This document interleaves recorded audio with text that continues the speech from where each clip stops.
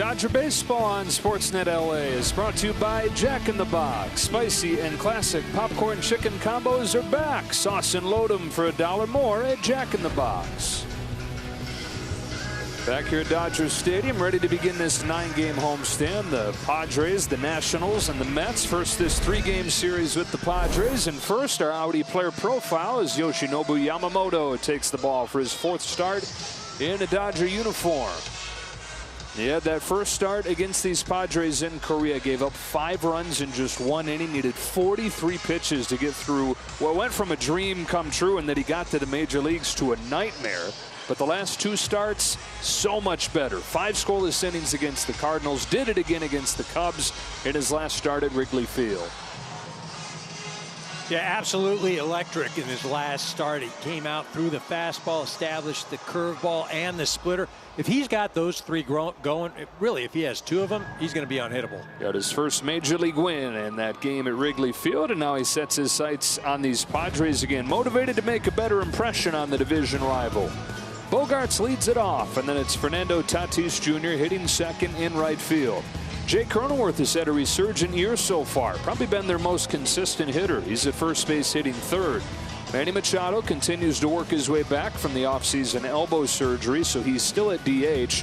Be a week or 2 before he's back at 3rd. Jurickson Profar's in left. He's been excellent so far. Ha-Seong Kim, the shortstop, at 6th, followed by the catcher Luis Campusano.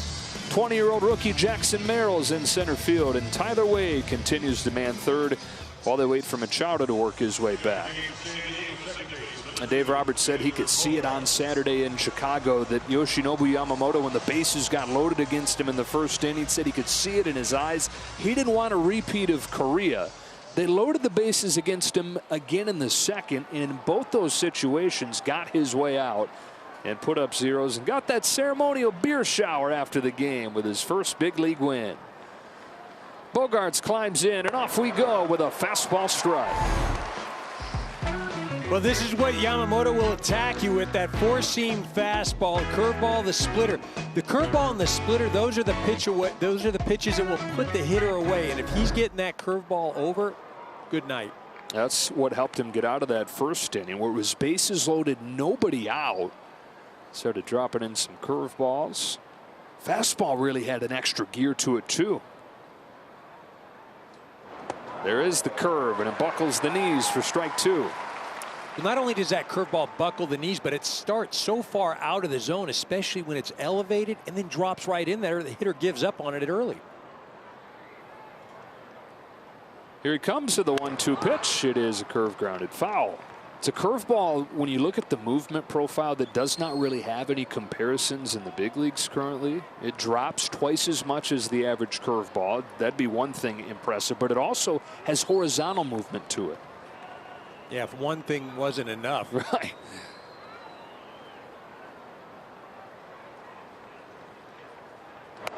And there is the splitter to finish him off.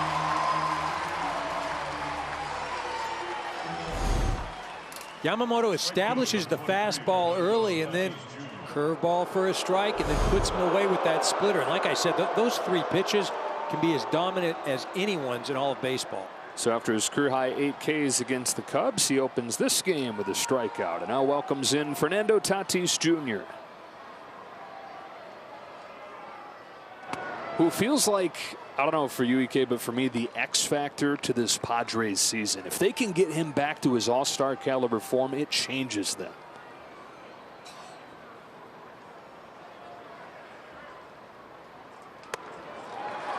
Yeah, when you talk about Tatis, you're talking about one of the 3 or 4 most electric players in all of baseball. You know, you put him up there with Acuna, Mookie Betts. Offensively, he can do so many things. Wow, the curve makes him look foolish there.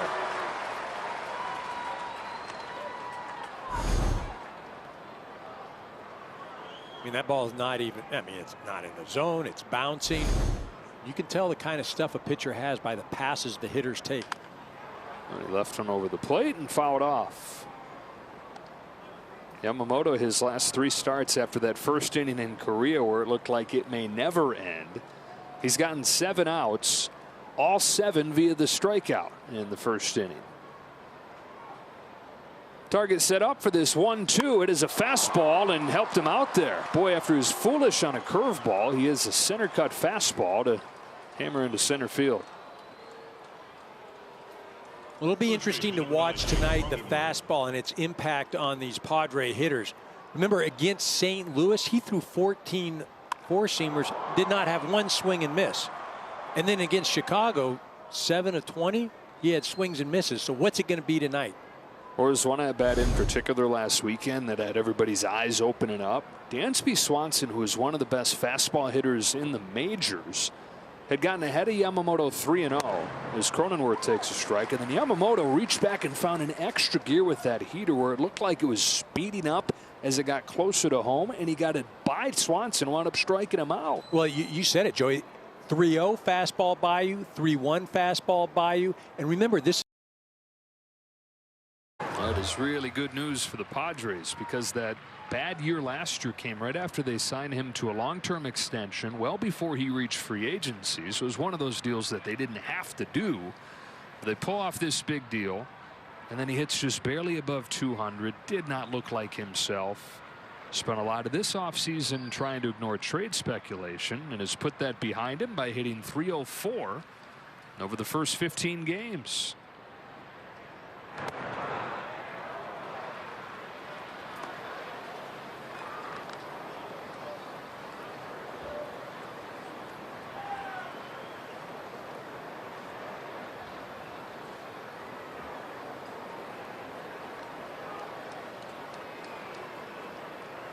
On this 1-2, Cronenworth shoots it down the line foul.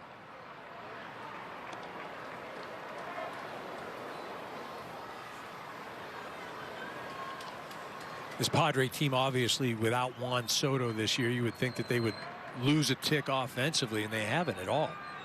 Arguably, they've been more aggressive this year, scoring runs in bunches.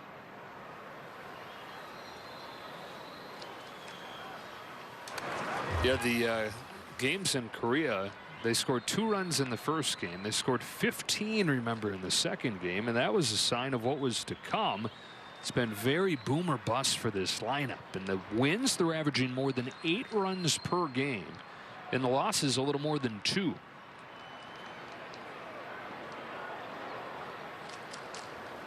Tatis at first, 1 away. Yamamoto home with another 1-2, and it misses away to even the count.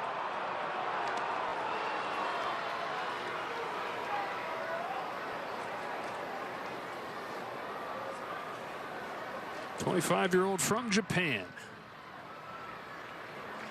7th pitch to Cronenworth. Oh, got that splitter working. 2 out. And what you'll notice throughout the evening is that splitter very rarely finds the strike zone, but you're going to get a lot of offers from the hitter. If you had the discipline or the wherewithal to just be able to take that pitch, a good chance you would walk, but so difficult to do. Yeah, to be exact, 1 of every 5 splitters he throws is actually in the strike zone, but still so effective with all the chases he gets.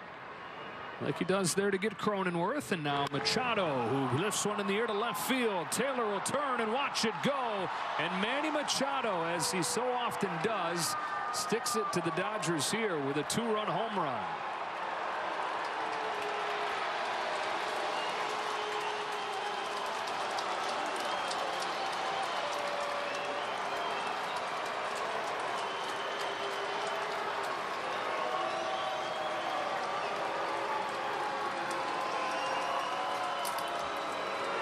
One of the things that Manny is notorious for is ambushing the pitcher, going after the first pitch.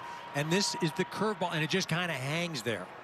Right in the middle, and Manny, he'd made up his mind prior. He's like, I'm swinging. Look, he's taking a look in that dugout. And that wasn't the Padres dugout he was looking. So 2-0 San Diego, and it's Profar taking a strike. See, Yamamoto has now given up 7 runs in 1 2/3 against the Padres, 0 runs in 10 innings against everybody else.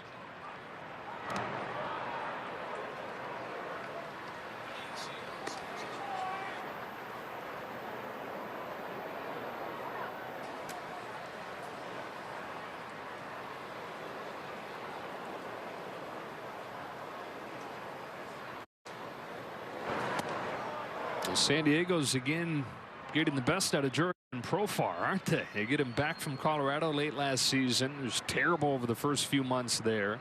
Had a good finish, comes back to the Padres, and he's leading them, hitting .333. That curve lands, and it's 2-2.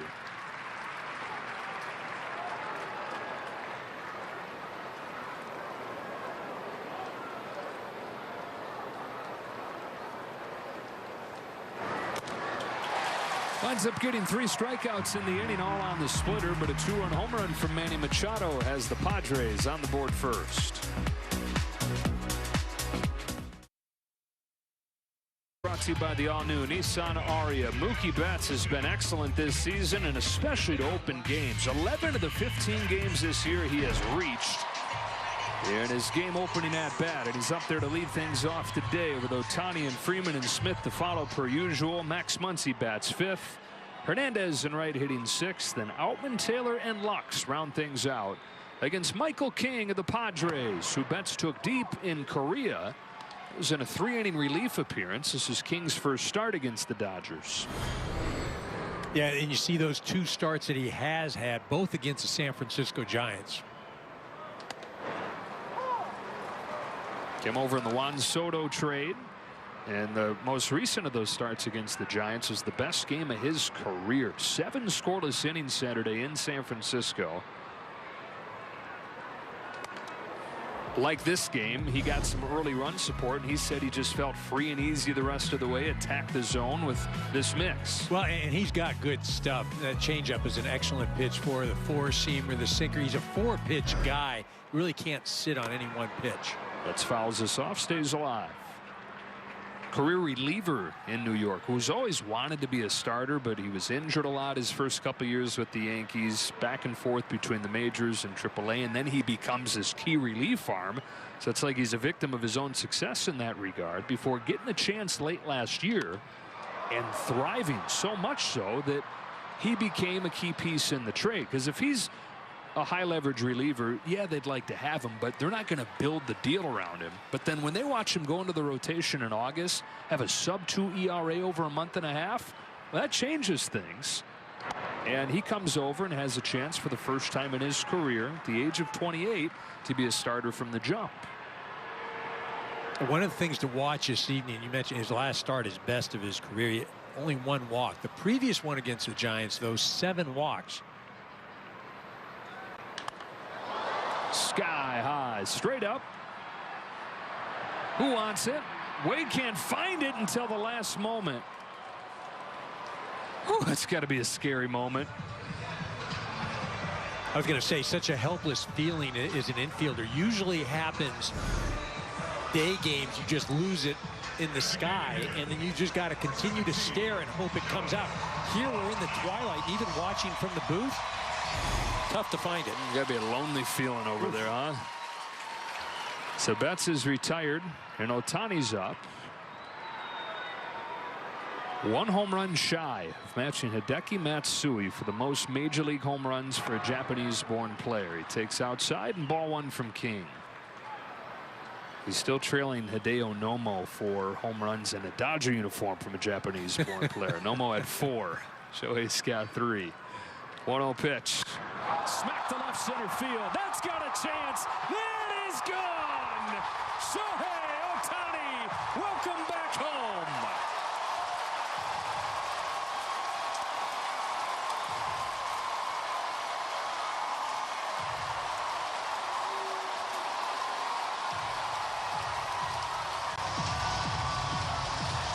And still in the front part of his career, he has tied Hideki Matsui for the most major league home runs by a Japanese-born player.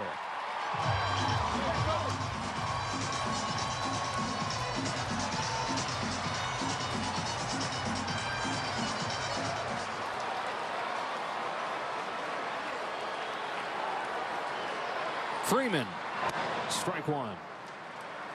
Those are the kinds of swings, EK, and that's the kind of ball flight that when he's right, he'll do over and over, like a left or like a right-handed pull hitter. So I was working with Mike Scioscia, great Dodger, at fantasy camp this winter. I was talking to him about Ohtani. I said, what's the most amazing thing that you used to watch him do? And what he would say, he said, EK, when you see him hit balls to left center as a left-handed hitter, you're going to shake your head. Because they're going to look like, that's just a pop-up. It keeps going and going and going. Ends up like a right-handed hitter. King to get Freeman. Sharing some of what he learned with another left-handed hitter in Gavin Lux. I mean, that pitch, that's not a strike. That's out of the zone. It's high. And the way he extends his arms, the torque he gets from his midsection. I mean, if you watch that, he gathers, he rotates the other way with his hips and then just fires those things. And watching him in spring training working the batting cage and hitting off the tee, the rotational power is, I've never seen anything like it. 2 outs. Will Smith takes a strike from King, and the combination you mentioned watching him behind the scenes in spring training, the explosiveness but also the meticulousness of every single swing. So I have to tell you something about that. He's hitting in the batting cage, and on the mats the batter's box is painted on there. He's hitting one day, then he steps out and he says the lines, these are thicker than the batting box lines are at Dodger Stadium. That was throwing him for a loop because of where he stands, where he places his foot. They had to do a cut date, and he was right. Because they're uniquely thin here. They're thin as heck here, right? But he noticed that.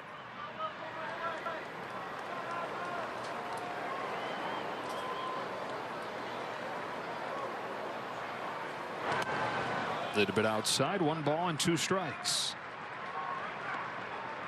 It's what you get when you have this incredible physical ability, but also this eye for detail and this thirst for greatness. When you put it all together, you get magnificence. You get one of a kind. I mean, the obsessiveness with detail. I mean, I don't know. I don't know if that's good or bad. It's great for baseball, right? It's. Smith can't lay off. Nice breaking pitch there from King. Couple home runs from superstars in this first inning. It was Machado for the Padres. It's Ohtani for the Dodgers. He's gone deep in each of his last 2 swings at Dodger Stadium. We're off and rolling this weekend.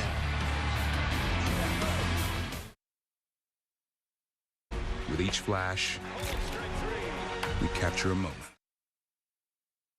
Go to the second. 3 Ks in that first for Yamamoto. 4 more and everybody gets a free Jumbo Jack tomorrow with the purchase of a large drink.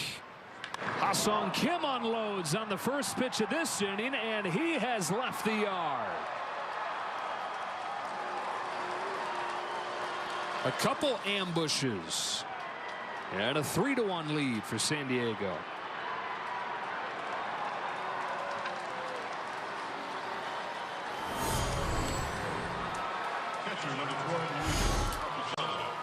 Well, he's thrown 12 fastballs so far this evening, hasn't had 1 swing and miss. You mentioned it, ambushed again here on the first pitch.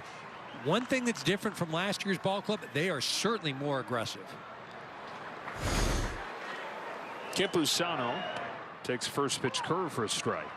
Yeah, the Padres the other day trailed the Cubs 8-0 and came back to win 9-8 in the largest comeback in franchise history.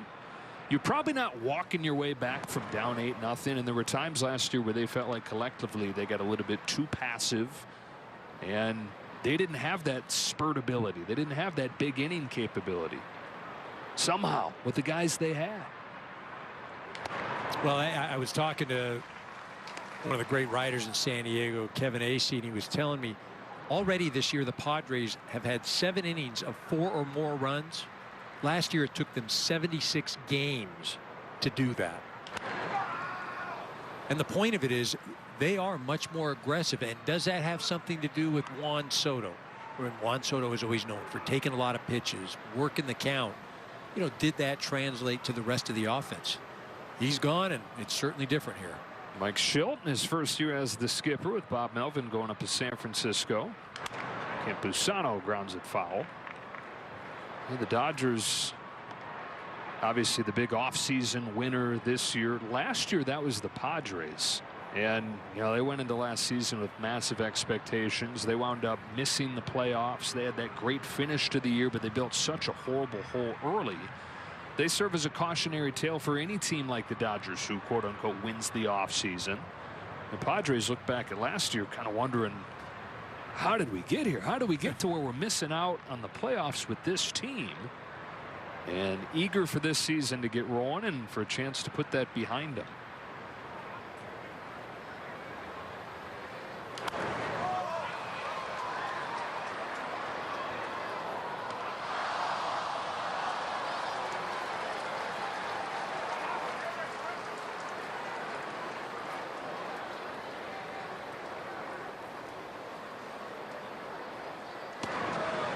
Two and two on Campusano. He was getting his first big opportunity 7 years after he was the first catcher taken in the draft. Made it to the majors, but then it would be a couple years before he was back there to stick. Gets a big chance last year, but then he gets injured early. He's off to a fantastic start this year, hitting above 300 over the first 15 games.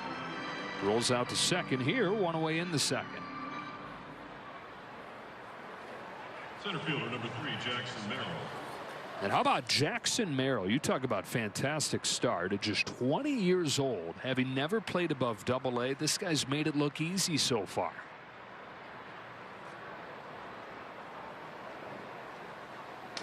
Certainly athletic enough, and as you mentioned, it been thrust into the center field position, and the only thing lacking is experience, and that will come obviously more times he's in the lineup up here.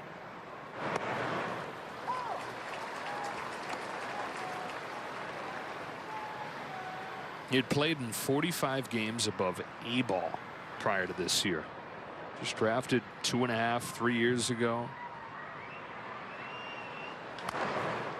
I mean, 3 years ago he was playing for the Severna Park High School Falcons in Maryland, and now he's the opening day center fielder for the Padres at the age of 20.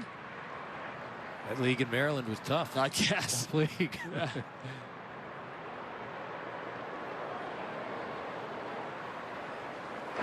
Mike Schilt says that he's an elite adjuster, that he's already proven that he's an elite adjuster, and that you got to be, right? I mean, if you expect to be in the big leagues for any period of time, it is a constant game of cat and mouse. Fly to center field for James Outman. 2 out.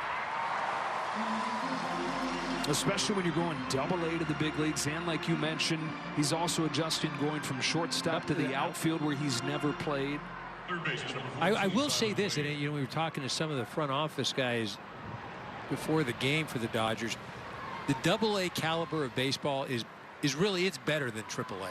It really is. It's Triple-A is closer to the big leagues, but your better talent is in Double-A. Ball on Tyler Wade. Whether it's the pitchers, whether it's the offensive players, and it's when you're in Double-A, you're still that prospect. You're still the Triple-A are the guys that are, you know, they're maybe 4A players. Guys have been around for a while. With the caliber of baseball, Double-A is where it's at.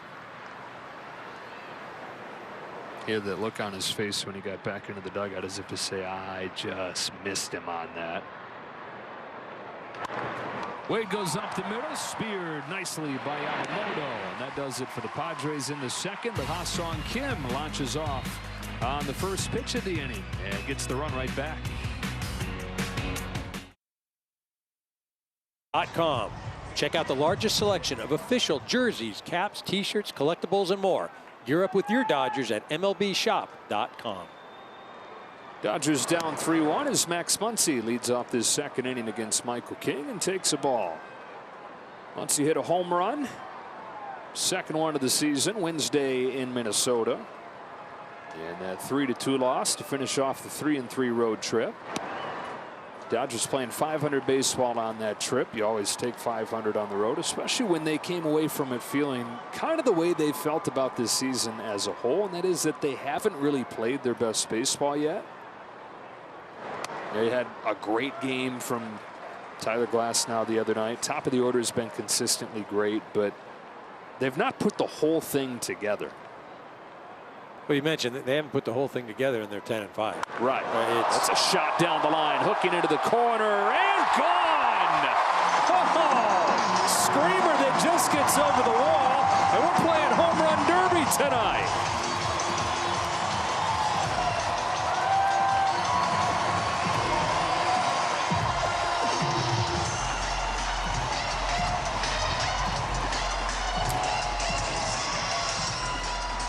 .110. I mean, that felt like 110 with top spin. That thing hugs right into the corner over the short fence down the line. As you mentioned, that exit velocity 110. Muncie's third. Now Teoscar Hernandez to Kim it short. Low throw, but in time. All right, I didn't mean to cut you off. Muncie was the one that actually cut you off. But you're talking about trying to put the whole thing together. And that's something that, again, is just going to come with time. They've battled the weather issues. That's not always great. I still believe like the trip, the career, getting acclimated to everything, it's going to take them another few weeks. But once his team does get rolling, like I said, I believe the National League West, that's a foregone conclusion. I know, oh, you can't say that. You might jinx it. It's just when they get healthy, Walker Buehler right around the corner. The bullpen, so many things that this team is going to be much better than what they've shown.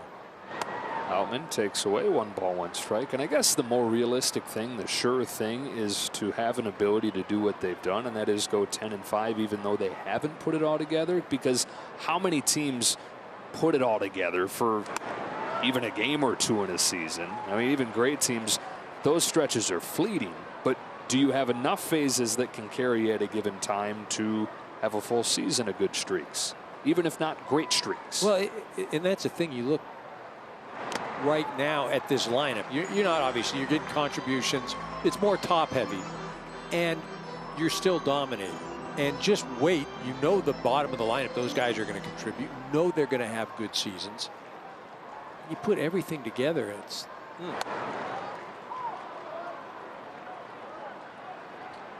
3-2 on James Outman. Went into the Minnesota series 4 for 32 on the year, and then went 4 for 11 against the Twins, including his first 2 home runs. On this payoff from King, Outman takes ball 4. First walk issued by King, who you mentioned issued 7 of them 2 starts ago, and really that's been the only way to get to him so far, because the league's hit below 200.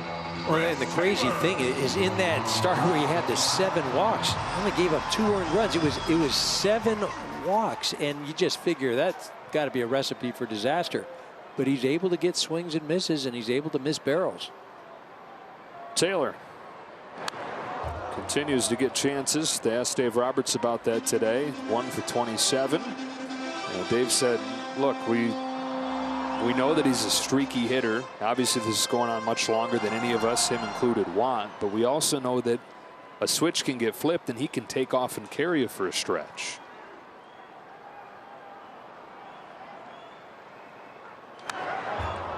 What do you see with Taylor? Well, again, I think it's more the uppercut. You're getting a little flustered. You're not having the success early on. So then you try to force things. You may expand the zone a little bit. I mean, for me, at the end of the day, it becomes so mental, especially when you start off the season and you said 1 for whatever you are. It just, you start thinking, I got to get it all back in 1 at bat. Down on strikes here. And it becomes just a debilitating feeling, and you want it more than anybody. And right now, you're just thinking, like, there's no way I just started the season like this. There's no way, but this game of baseball is mentally taxing, and you gotta pick yourself up, go right back out there and do it again. Here's Lux, and those video boards are so big these days. Every time you walk up there, you see your average in bold. Well, that's when it's 350. It take forever to get to home plate, right? You're just like, hey, yeah, look at that up there. And when it's not, you're sprinting up there, getting in and out as quick as you can. Call your butt for a pitch clock violation these days, buddy. Yeah, you think you're so hot now? Strike 1. Takes this change after swinging and missing at a first pitch change from King, which has been the #1 changeup in baseball the last 3 years. Opponents average 101 against Michael King's change. It's another one of those that is rarely in the strike zone. Like Yamamoto's splitter, just gets a ton of chase. There's another one. Knocked down at second by Bogaerts. He throws late. Lux hustles and keeps the inning alive, getting Mookie Betts a chance.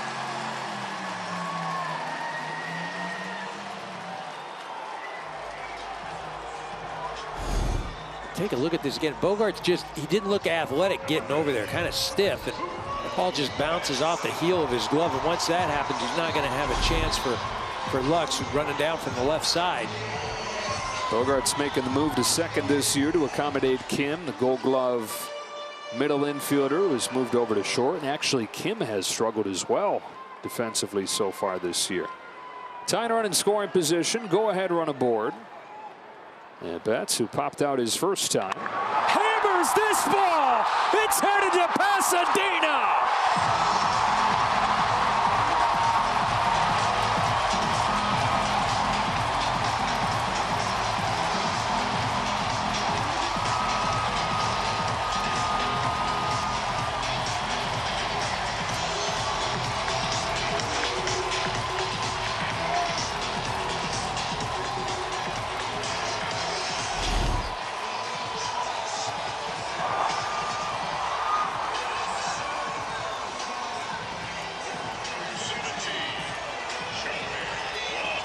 Team leading 6th of the year for Mookie Betts, and the Dodgers are in front 5-3 just like that. Hey, if you're a fan, don't miss the first pitch. We've seen 4 home runs, 3 of them tonight on the very first pitch of the at-bat. And a ball on Ohtani.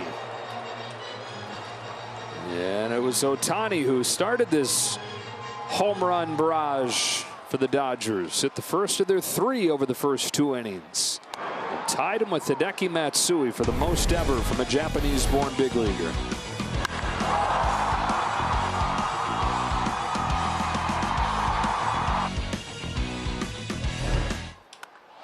Climbs the ladder, swats this one to left center field. Jackson Merrill lays out and makes the catch. Taking extra bases away from Ohtani, but a 4 spot for the Dodgers in this second. Max Muncy hit one. Betts hit one. Merrill caught one. Fun game so far.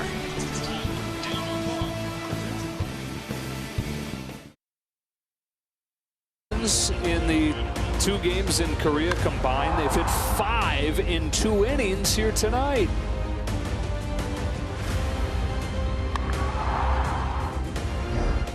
Top of the order for the Padres, Xander Bogaerts taking a strike from Yamamoto.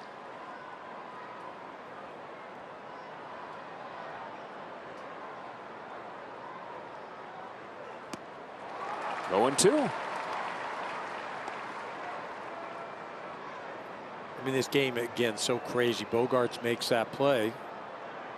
Mookie doesn't get an opportunity to hit that home run. And now here's ball hit hard by Bogaerts. Straightaway center field, and Outman goes back to pull it in.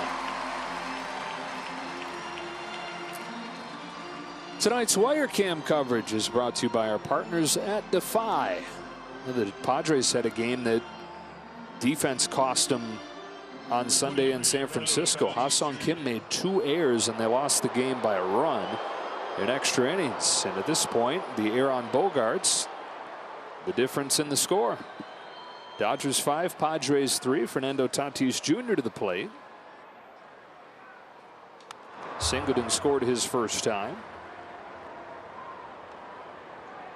You ask people around the Padres, so what's it look like so far? Are they good? Are they playing well? Are they not good? And it's kind of like, we don't know yet.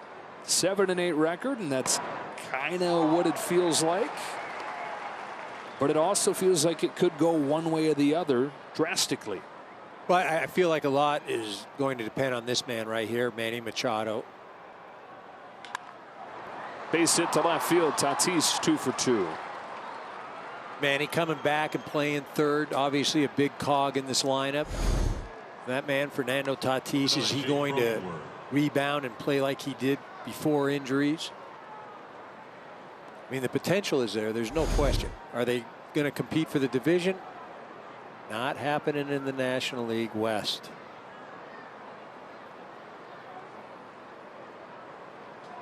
part of that log jam for the 2 spot, you would assume, with the Diamondbacks and the Giants. 1-on-1 out for Jake Cronenworth, who watches ball 1 just off of the inside. But aren't you playing just to get in nowadays? I mean, back in the, way back division, and not to say that that's not a goal. Look last year, the Diamondbacks got in the year before. The Phillies were the last team getting in. They go to the World Series. It's just. Here's 2-0 on the corner. 2-1.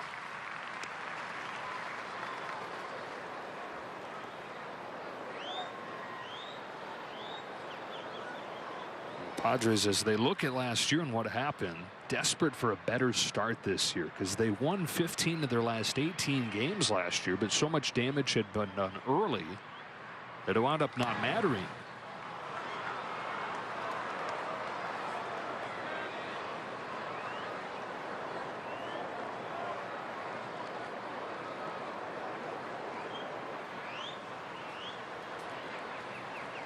Cronenworth struck out his first time. On this 3-1, he grounds one up the middle. Betts is waiting on it. Takes it to the back. Running throw for 2.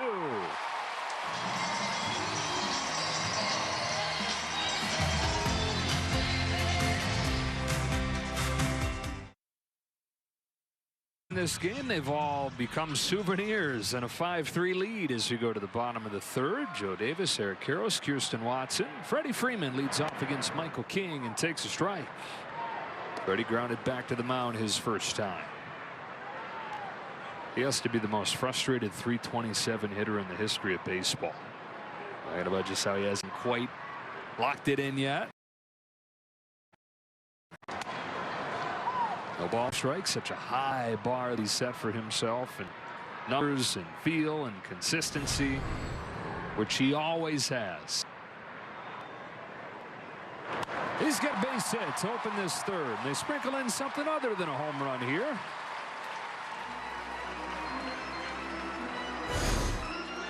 That pitch had some nasty action, a sweeper, and you see Campusano wanted it away, almost a backdoor type pitch. That thing just dropped down and in. Freddie pulled his hands in, and again, one of the most frustrated, .330 hitter now. It's just. You think the poor guy was hitting under 100 the way he looks sometimes. What a player. Another pretty good player up there here, and Will Smith leading the majors, hitting .404. And just it goes without notice because of the superstars around him. Doesn't go without notice internally. Talk to the hitting coaches, talk to Dave Roberts. This is a guy they know they can count on.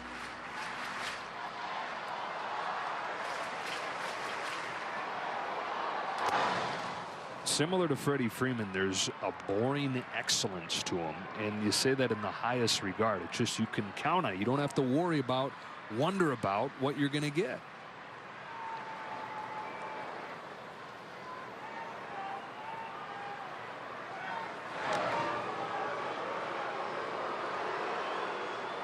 It's what makes this Dodger offense so tough. If you got Mookie, with the home runs, the getting on base. You got Shohei with the power. You've got Will, the batting average. Freddie, the excellence. Teoscar with the RBIs. I mean, so many different guys can beat you. Went up to get to this one. Flied it to right for Tatis. Did I bring up Muncy, who's got 4 seasons of 35 or more home runs? He just so deep. 13, Max Muncy. And here he is, and here it was. His 3rd of the season, 2nd straight game that he's hit one. It's one of the lowest home runs you're ever going to see. You mentioned the top spin on him. Crazy that it got out.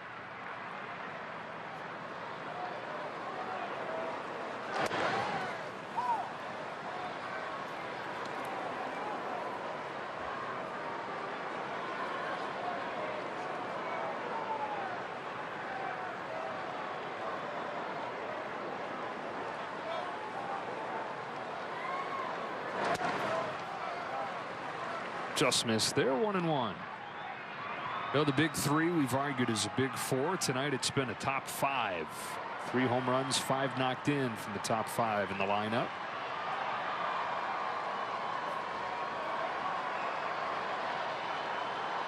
On this 1-1 pitch, Muncy lays off 2-1.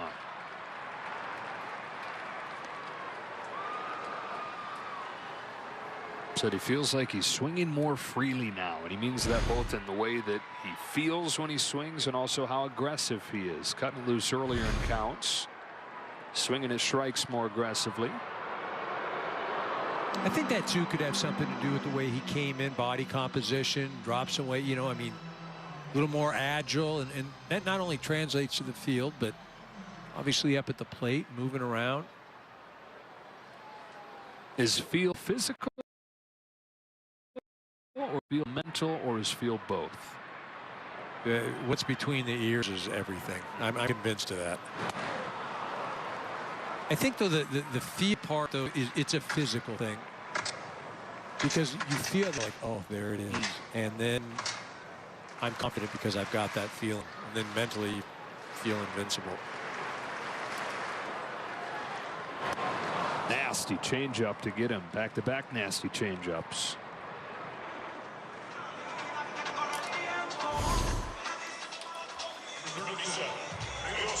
Well, that's his pitch, is that changeup. And in his last start against the Giants, 12 swings, he had 6 of them swing and misses on that pitch. 28-year-old from Rhode Island, Michael King. Runner at first, 2 out, and Teoscar Hernandez swings to the first pitch, pokes one deep the other way. Tatis going back. There's another long ball.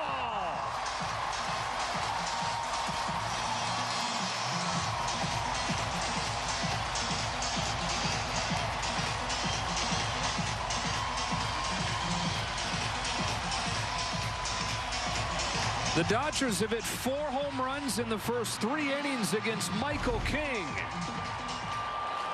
Like I said earlier, don't blink on the first pitch. 4th one tonight. But a hitter has jumped on that first offering and hit it into the seats. Teoscar's done that a few times, though, going to right field. And he's done it on the first pitch. He is now, when he puts the first pitch in play, 8 for 9 with 2 home runs. There have been a lot of smiling from that man in his first year with the Dodgers. And it rubs off on people. A lot of smiling in the front office, too. All right. A lot of smart guys there, huh? There's that picture that often pops up of Andrew Friedman in the robe. I think it's at the winter meetings. I think that's how he feels when he watches Teoscar. I think they're all telling one another, remember, I'm the one that recommended him. It's my idea. That was my guy.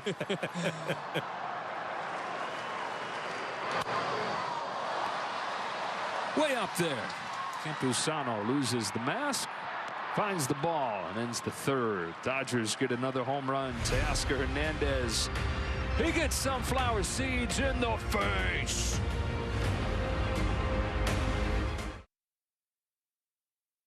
Santa Clarita native Tyler Glasnow fulfills his childhood dream by taking the mound at Chavez Ravine as a Dodger in front of family and friends. Don't miss Backstage Dodgers tonight after the postgame. Manny Machado homered on the first pitch that he saw his first time up, and he takes strike 1 here from Yamamoto in a 7-3 game.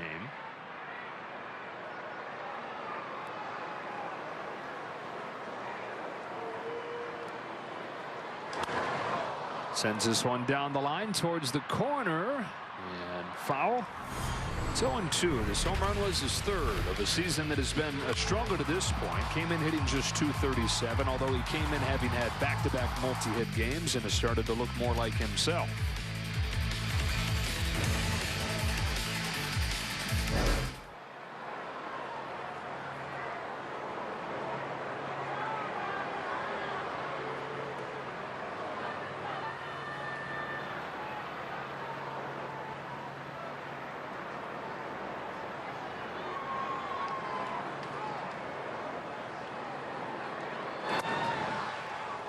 One and two.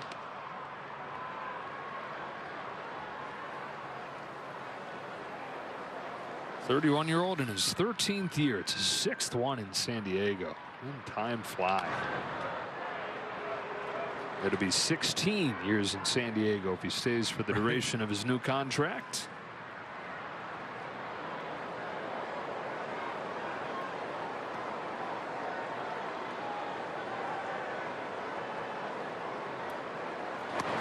Nasty splitter to strike him out. This is the best Yamamoto splitter has been in his short time in the big leagues. All 4 of his Ks have come on that pitch. You watch that pitch, starts in the strike zone and then just drops right out of it. The hitter's so difficult to pick that up, has the same arm action as a fastball, and then just at the last minute, boom, out of the zone. 4 Ks on that pitch, his first 3 starts, and now 4 tonight. And a fastball, a little low on profile. That's the one you heard about, him coming over from Japan, but it can also be the hardest one for them to get a feel for with the bigger baseball here, and he doesn't have the biggest hands. And so it's taken him some time to get comfortable. Or it looks like he's found plenty of comfort already.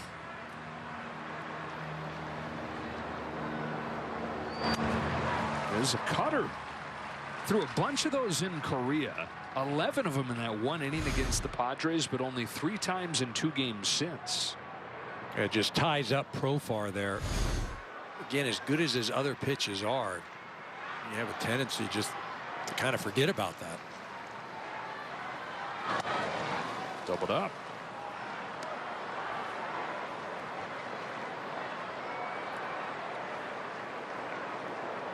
Got Profar on a splitter his first time.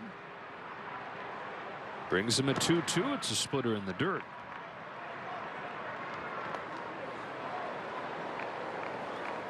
It's a pitch that a lot of guys in Japan throw. You don't see many pitchers in the big leagues throw it, but it's the preferred off-speed pitch over there.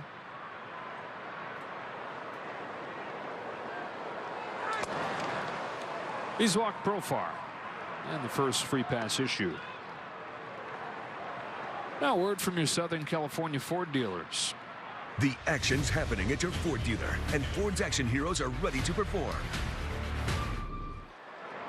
Well, if last season was the breakout for Ha-Sung Kim, so far this year has been a little bit confounding, where he's not hit prior to the home run that he hit first pitch that he saw last inning, and the normally spectacular defense has not been the same. 3 errors in his last 4 games, including those 2 we talked about on Sunday that cost them the game essentially. I almost feel like the last few years, though, he hasn't like come into the season as a core guy. Like, hey, he's going to really have a good year and he's going to be an impact player for us. And I think this year it's a little different. There's some expectations. Also going into free agency. Free agency. Potentially. He has an opt-out in his deal. Most people think that he will, assuming that he replicated last year. Go into free agency, cash in.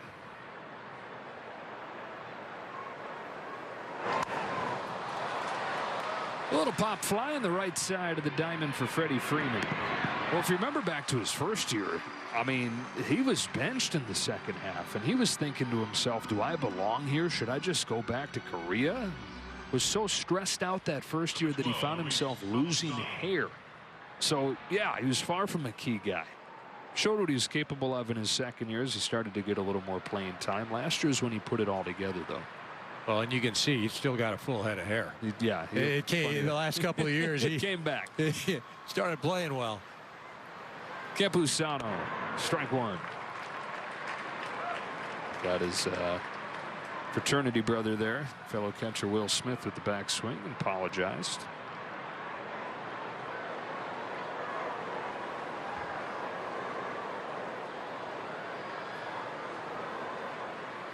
Unique looking stance, chokes up on that axe handle bat, facing the pitcher, but then he comes square.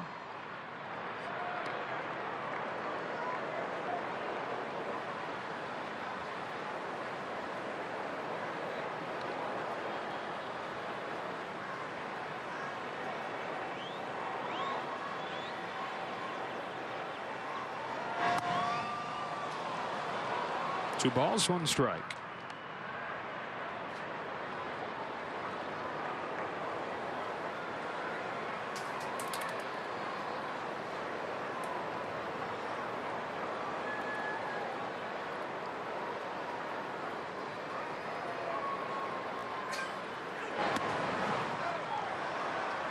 3-1.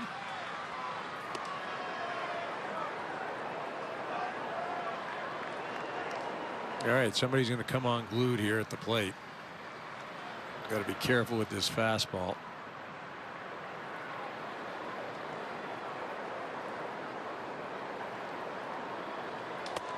Yeah.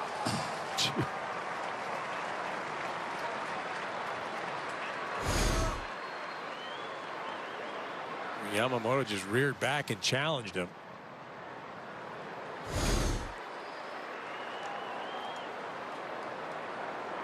Profile get a head start from first as the 3-2 comes home, and we'll do it again.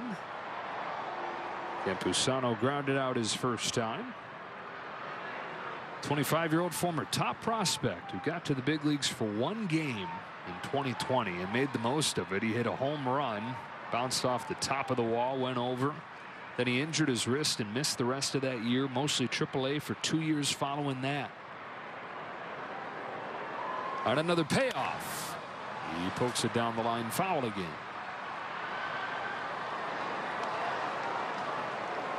Padres have raved about him, though, as he's gotten his chance here this year. They say that everything that he does is with a purpose, always trying to get better.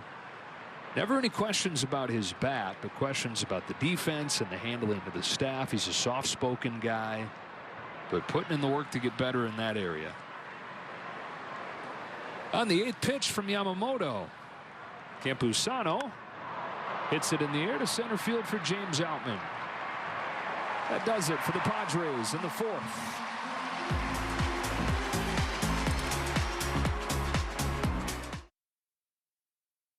A Walker Buehler bobblehead presented by Bank of America. For tickets, visit Dodgers.com/promotions. And speaking of Walker Buehler, he had his 3rd rehab start this evening with the Rancho Cucamonga Quakes. And while it didn't necessarily go as planned, the hope was that he could get through about 80 pitches, be fully built up. Unfortunately, he did only get through 2 innings, and he was hit by a comebacker. He did remain in the game after being hit by that, but since he only got through 27 pitches, there is already a plan for him to have one more outing on Thursday, but the hope is after that one he could be back with the team, guys. All right, Kirsten, that would put it on the road trip through Washington and Toronto.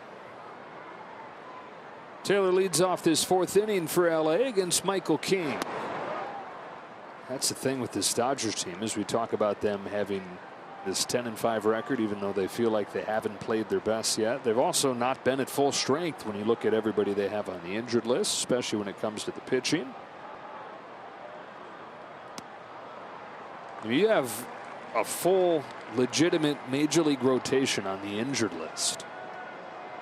Right, you got this man right here. Kirsch, you got what? Gonsolin, Buehler, May, Buehler, Sheehan.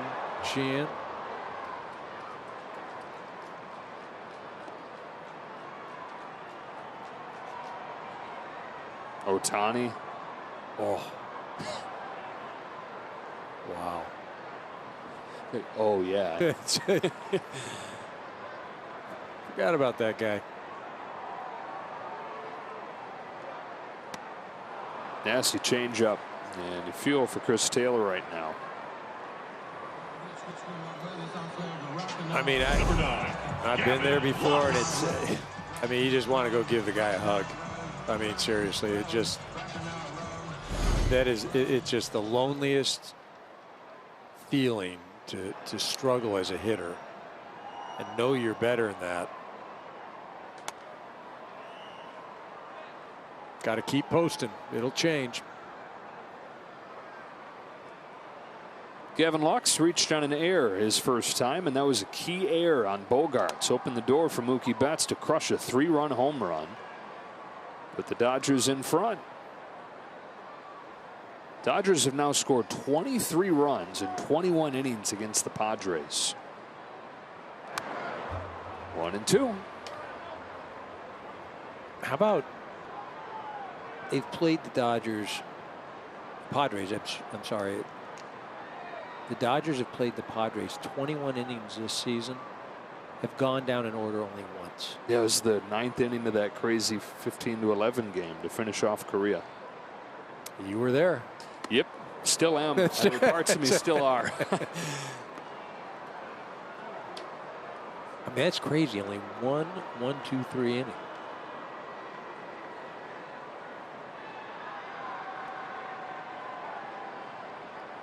On a 2-2, Lux digs it out. Will pop up to third, and Tyler Wade 2 up and 2 down in the fourth. Mookie Betts added to his team lead with his 6th home run, and it was a no-doubter.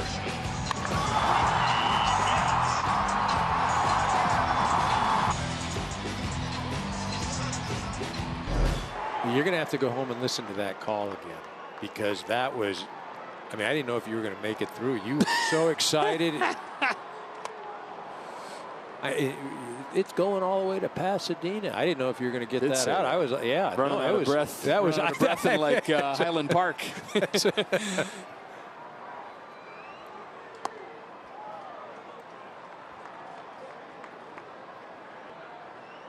Got a runaway beach ball. Mookie pointing out.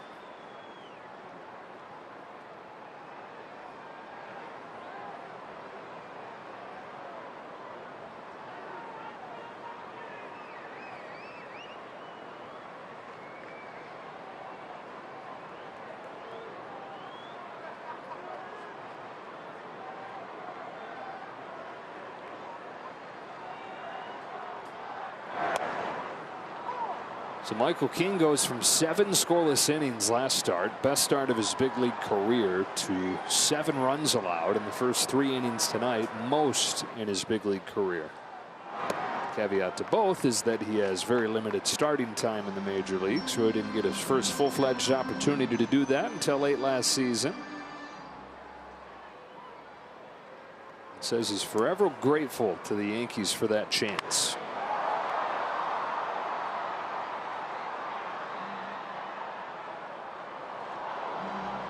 One thing to be given the chance, though, and it's another thing to do what he did with it. That sub-2 ERA. Second in the American League last year. Now, he didn't have enough innings to qualify, but had he had enough innings to qualify, second in the AL to his teammate Garrett Cole in ERA. Brings another 2-2 to Betts.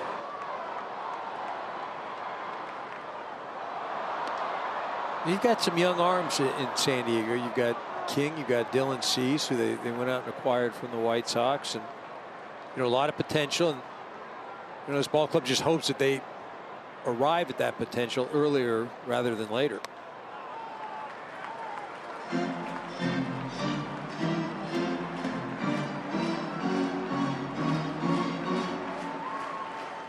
Veterans as well, like Darvish, 37. You got Musgrove, leader of that rotation. Here's the 8th pitch of the at-bat, and it's popped up.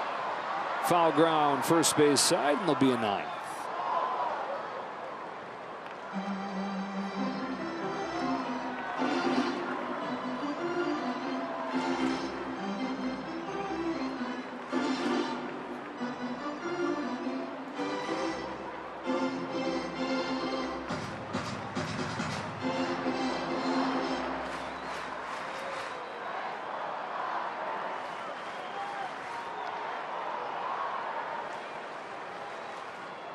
On the 9th pitch, Betts fouls it off himself. That one hurt.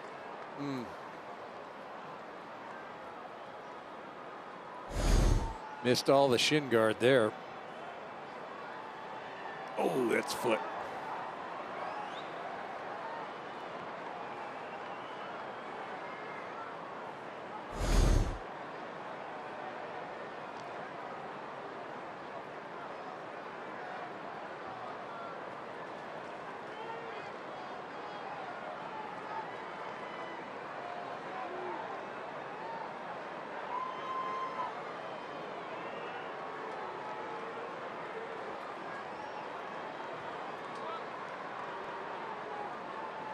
Ten pitch to Mookie Betts is fouled again.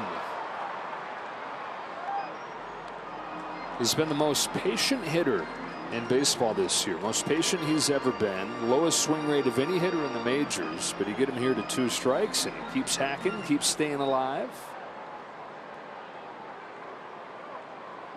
King tries again. Betts pokes it to right field, right at Tatis. And there is a rare 1-2-3 inning for the Padres.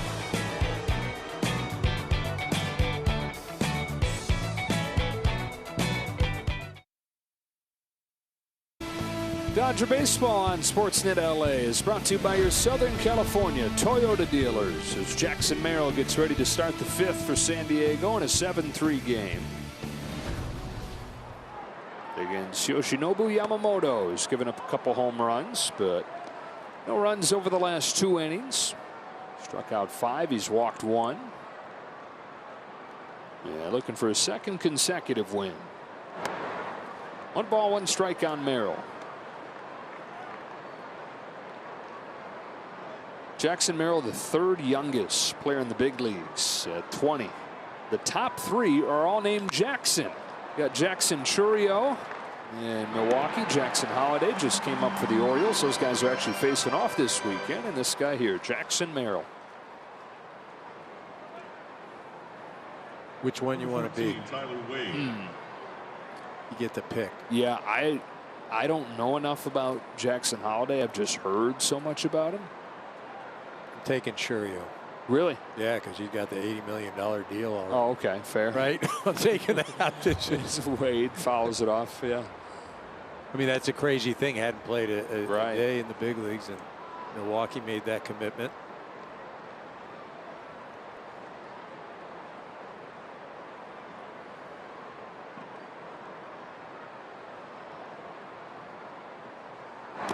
Ball and a strike. What's that do for you mentally? You get to the big leagues, you already have the money. Is that? I have no idea, right? I mean, that you would think that, okay, it provides some comfort. You don't have to stress about that. But I also think that stress and that urgency, it helps.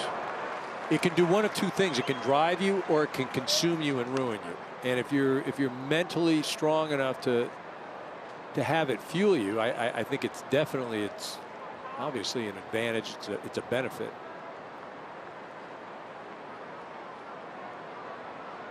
But if you told me here's $80 million, sure. I haven't, like I got to sign that. You're going to say, nah, I need that carrot out there, buddy. Thanks.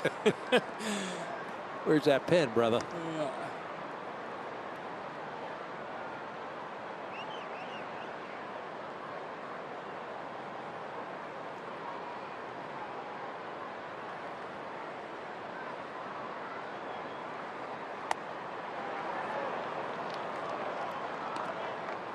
Who would I rather be out of the 3? How about D? None of the above. Yoshinobu Yamamoto.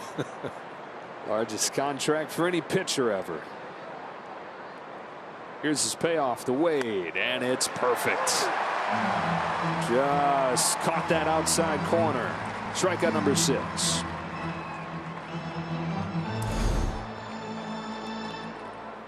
Second baseman Xander Bogaerts. Yamamoto trying to get through 5 innings like he's done his last 2 starts. He's exceeded his pitch high of the year. It was 80, which he did against the Cubs last week. Bogaerts gets his 3rd look at Yamamoto. He's 0 for 2, and he takes a strike. Padres started this game EK 3 for 6 of those 2 home runs from Machado and from Kim. They're 1 for 11 since.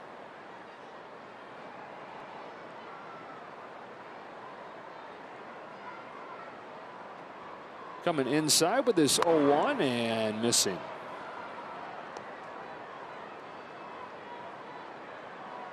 Bogaerts started this year with 3 consecutive multi-hit games, including a hit against Yamamoto.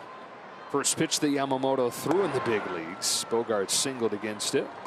Since that start to the season, though, Bogaerts hitting 170 here in the 2nd year of his 11-year contract. Talk about the biggest contract for any pitcher ever. Bogaerts signed the biggest contract for anybody in his 30s. 2-2. Well, the Padres moving forward, we talked about it earlier. Manny Machado's got, what, another 10 years? Is that 10 years? You've got this man another 10. It just, I don't know how that ages well. Well, they trim payroll, but still, yeah, a lot of. They have 4 position players signed through at least 2030. Machado through his age 41 season. Bogaerts through his age 40 season. Cronenworth, was a 7-year deal. Tatis, 14 years. Granted, he's still going to be mid-30s, but a lot of long-term commitments, even with the shaving they did.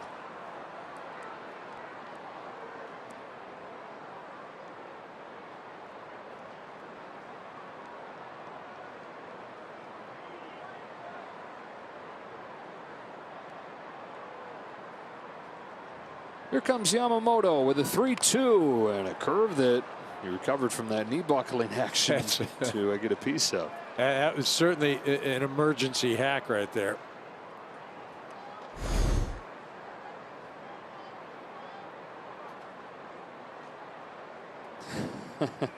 So he goes up there with one strike, right?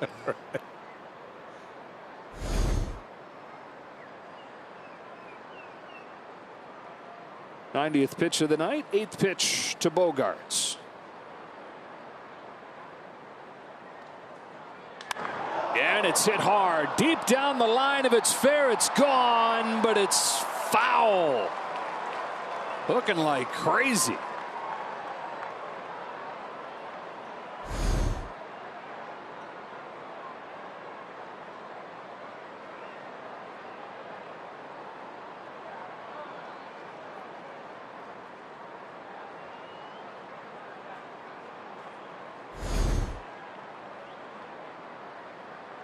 All right, so deep breath, and he'll do it again. Another payoff. And a curve is in there to get him and finishes night with a flurry. 7 Ks for Yamamoto, and his fellow countryman Shohei Ohtani, who's got another home run tonight, comes up when you come back. 1-0 pitch. Smack to left center field. That's got a chance. That is gone. Shohei Ohtani, welcome back home. Bottom of the 5th inning, Ohtani's up there again to lead off against King. Dodgers up 7-3. 3 home runs against King tonight. 1 ball, 1 strike. For Ohtani, his 4th as a Dodger. Tied him with Hideki Matsui for the most by a Japanese-born big leaguer. 175. And tied him with Hideo Nomo for the most home runs in a Dodger uniform for a Japanese-born big leaguer. They are second, tied for second, behind Dave Roberts, who hit 7 in a Dodger uniform, and Dave was born in Okinawa.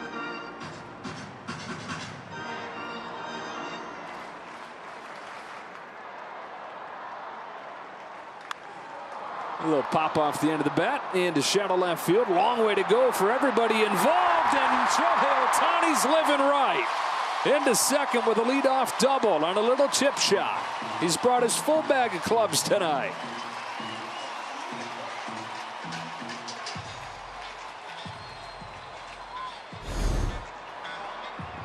Now batting for the Dodgers. Just the ability to put the bat on that pitch, just flips it down line, and it's fortuitous. Oh yeah.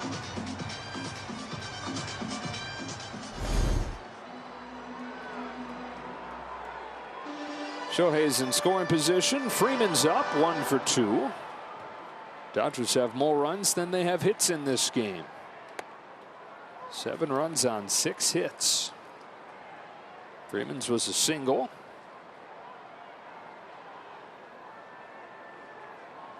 Yeah, and it has his average at 357.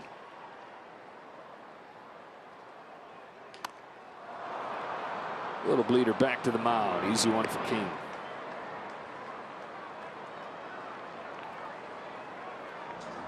Head to Dodger Stadium on Tuesday, April 16th for Hello Kitty Night and purchase a special ticket pack to receive a Hello Kitty bag. For tickets, visit Dodgers.com ticket packs. You know, Hello Kitty's not a cat. You know. I've listened to you and Aura. I've heard that. Aura, I hope you're resting well. A lot of throat lozenges. Yeah, we heard that voice starting to go in last day in Chicago, maybe. No singing in the shower. No, turns out maybe some strep throat there. I think that was diagnosed by Mr. Dr. Hershiser. Get well soon, buddy.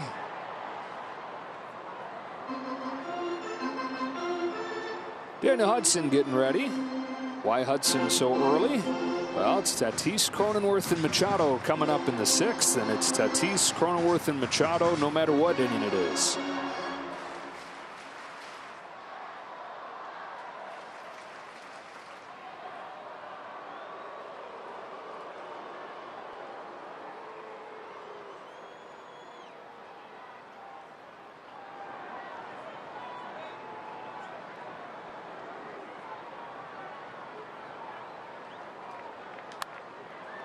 Here's where Will Smith has separated himself. This is what has kind of buoyed that major league leading batting average. He's been bonkers with 2 strikes, where the major league average with 2 strikes is well below 200. He's hitting 375 with 2 strikes on him.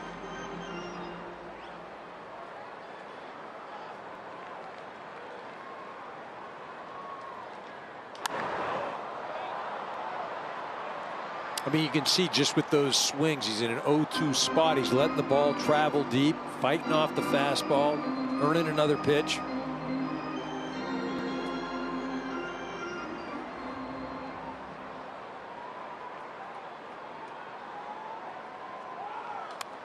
And another foul ball as Ohtani was headed for third that time.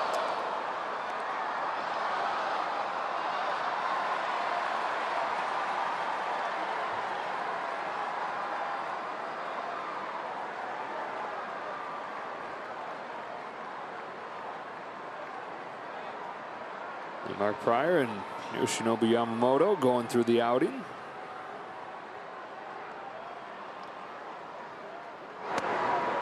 One and two. King just can't put Smith away.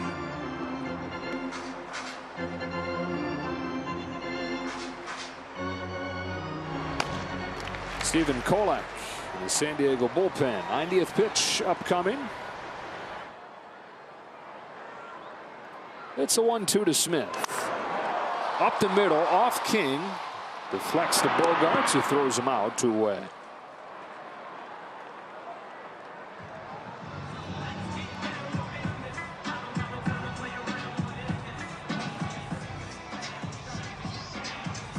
Dodgers 7, Padres 3.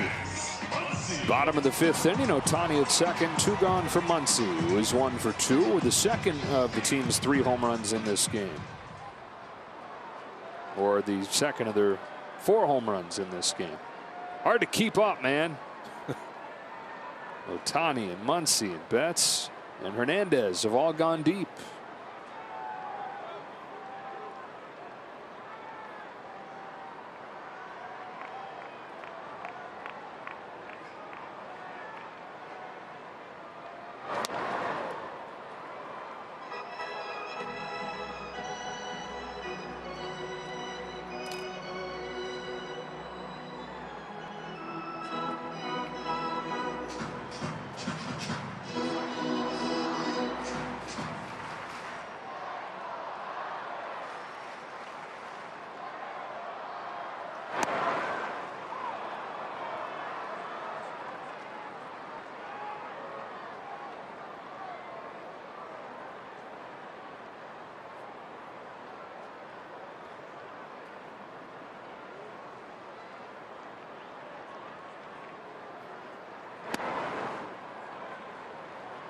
Two and one.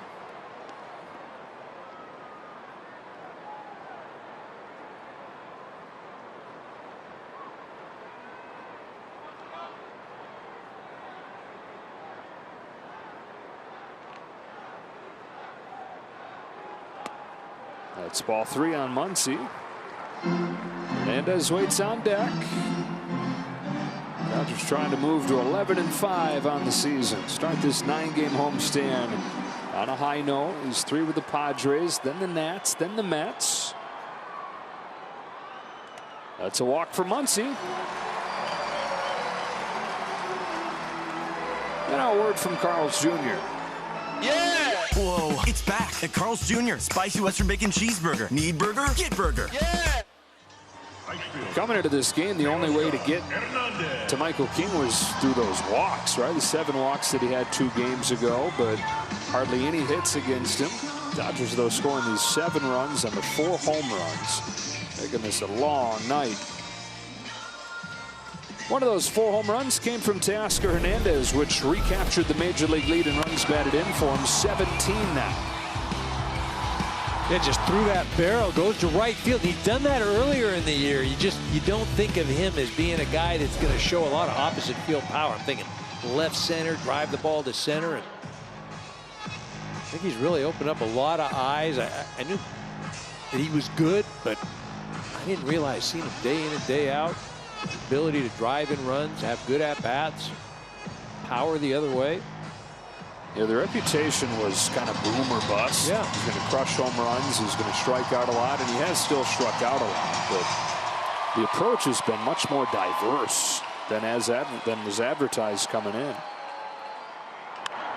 Grounds one here to short for Ha-Sung Kim. Scoops on to short or on to second and ends the inning 7-3 after 5.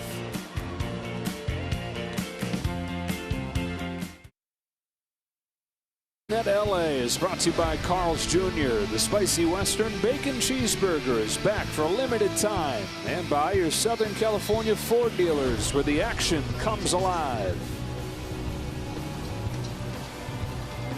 Warrior Cam coverage tonight brought to you by our partners at Defy. Dodgers riding 4 home runs to a 7-3 lead. On to the 6th inning we go. And Daniel Hudson replaces Yoshinobu Yamamoto with the teeth of the lineup coming up here. Fernando Tatis 2 for 2 and takes ball 1 from Hudson. See the numbers on the season so far. He's been real effective and has been used in a variety of roles. But as you mentioned, Joe, big part of that lineup comes up. That's when he comes in. Yeah, it's been extra important that he's become what he's become so quickly without Gratterall, without trying. And they were looking for that, another high leverage guy to plug in there ahead of Evan Phillips, and he's given them that after signing a minor league contract. With the Dodgers not really knowing what he was going to give them. Hardly pitched the last couple of years because of the knee injuries. First one knee, then comes back, injures the other. When he's pitched, though, and this is now over 3 seasons that he's pitched around injuries, he's got a 1.89 ERA. Bada bing, bada boom. Keeps on rolling with a strikeout at Tatis. That is 7 for the Dodgers, and that is Jumbo Jacks for all tomorrow with the purchase of a large drink. Don't get your Jumbo Jack wet. It's going to be rainy, folks. Just early in the day.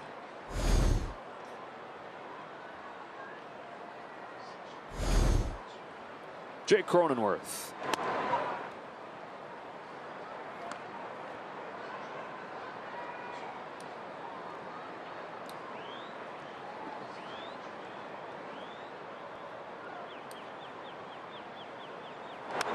The last 2 years extra frustrating for Daniel because his arm, which had failed him before multiple times earlier in his career, felt great, but his knees kept stopping him.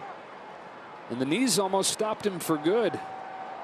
This offseason, he said he gave himself 2 months to see if the pain in his knees would go away. And only then did he say, all right, I'm going to keep playing. So, I mean, he was this close to calling it quits. And he had every right to, every reason to say, I've done enough and what a career I've had. Let's give it one more shot, he said. I'm not sure even he could have seen this coming this quickly.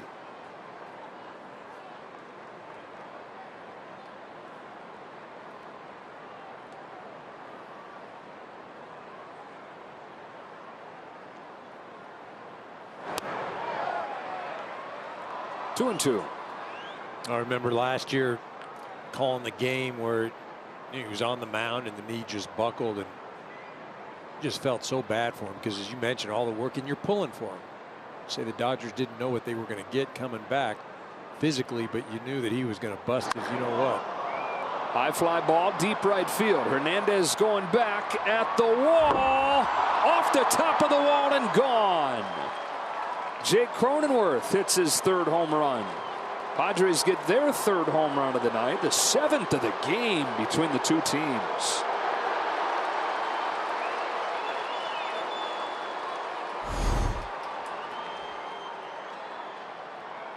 Designated hitter Manny Machado. See Cronenworth just a little bit out in front of that thing, but keeps the bat going through the zone, and I'm not sure that just hits the very top part. You could hear it in here. Because you got Francisco on audio. That's right. Audio genius. And great walker. Manny Machado hit a 2-run home run in the 1st inning to start the scoring, and then struck out. He's ahead here 2-0. You're talking about so much of the Padres season being linked to how Machado plays. Which version do they get? Do they get the one last year that struggled with the injuries, hit .258, lowest OPS in a decade, or the guy that's just 2 years removed from being runner-up for MVP? Because his 2 best years have been the Padres' 2 playoff teams, 2020 and then that 22 year. Shot to right center field, just got under it though. 2 out.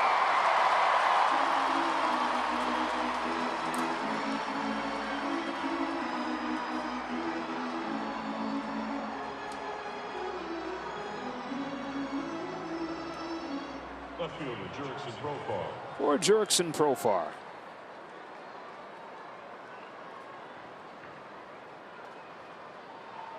Jurickson's been more aggressive than ever so far this year. Swings and misses at the first one here. For that, he thanks the Tatis family. Jurickson spent the winter playing for Estrellas in the Dominican League, which is managed by Fernando Sr. And being more aggressive was something that he emphasized. 6 for 9 on the first pitch so far this year is Profar.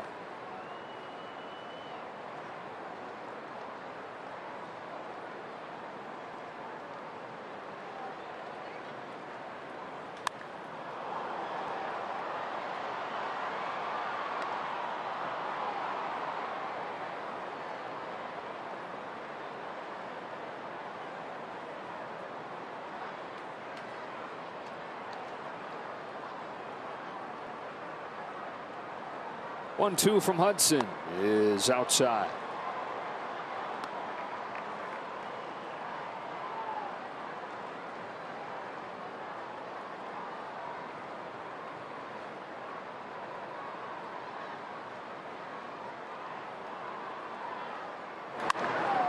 Sharply hit into right field, and a base hit for Jurickson Profar is on for the second time.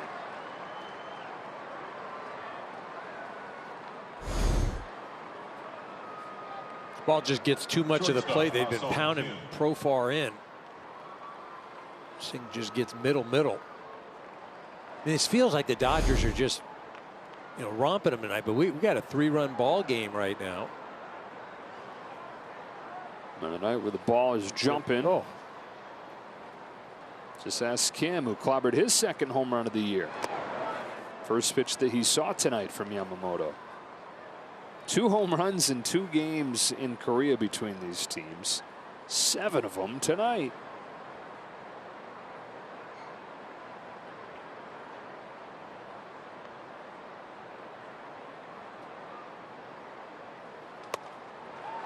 Lay down that fastball, and it's 1-1.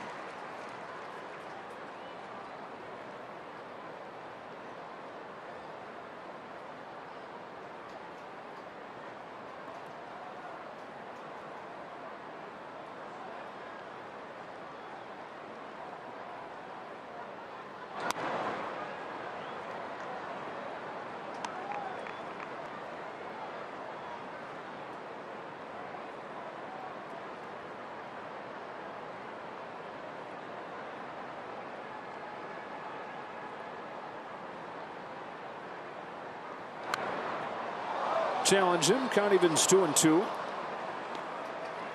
I was just looking at 11 of the last 12 runs that the Dodgers have allowed come via the home run. They've been especially bit in the bullpen, giving up the home run. Yeah, on the other side, 16 of the last 19 that they've scored have been home run. All 7 tonight. Who would have thought you go to Minneapolis in April and it triggers the ball flying? Profar gets a head start from first as Kim sends one in the air on the left side of the infield, where Mookie Betts angles into the outfield and puts it away down the top of the 6th.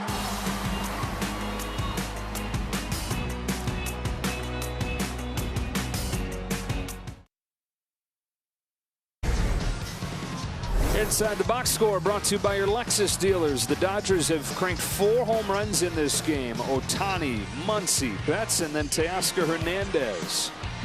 First of a 9-game homestand. They've got a 7-4 lead over the Padres as we go to the bottom of the 6th. And to the Padres bullpen goes Mike Schilt. A couple of the home run hitters talking through things. This is Stephen Kolek. Originally was drafted by the Dodgers. Started his pro career in the system. James Outman greets him by swatting a line drive to left field, caught by Profar.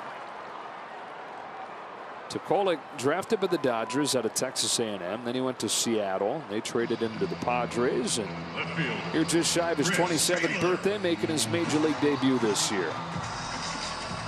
Sinker sweeper guy. Will throw an occasional four-seam fastball.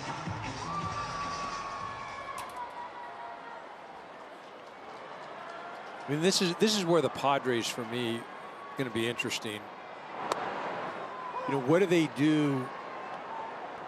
Starter, get it to the guys to close the game, and that's where they're a little different this year. That's where they've struggled so far.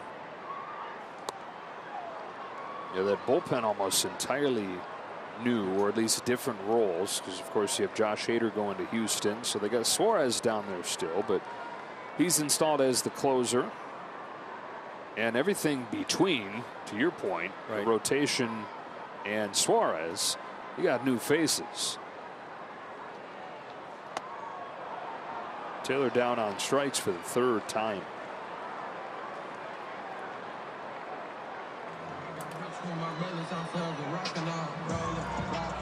Second base, Gavin Lux. 2 away for Lux. Now the bullpen for the Padres with all these new faces. Very rough start. They got knocked around pretty good in Korea, but much better the last week plus. Coming off their first series win of the year, taking 2 of 3 from the Cubs this week, and Dodgers just saw the Cubs. That's a good team.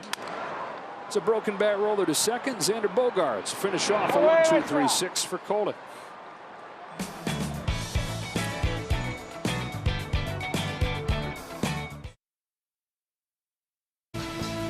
Dodger Baseball on Sportsnet LA is brought to you by Morongo Casino Resort and Spa. Less than 90 minutes from wherever you are. Good times. And by your local Kia dealers. Visit Kia.com to discover movement that inspires. Dodgers have a 7-4 lead as we go to the 7th inning. Ryan Brazier comes on to pitch. 6 games this season. He's given up just 1 run, and really just a continuation of what he's done since he got here midway through last season. Sub-1 ERA. Campusano leads off, bottom of the Padres order. There's ball 1.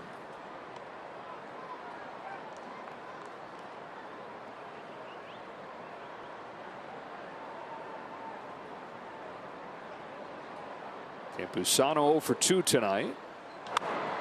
Lifts this ball in shallow left field. Muncie's out, caught off by Betts near the sidewall. Into the netting, he caught it. I don't know how, but he made the catch. Look how happy he is. I mean, that's the thing. That's like, you know, you're a little league kid. You go and make a play. It's like, yeah, look, I got it, Mom. Look, I got it. I mean, that's how he reacted. And that's a good catch. Now, if he's into the net before he makes the catch, it doesn't count. But, yeah, that works. And you're so right. That's the 8-year-old kid making the catch.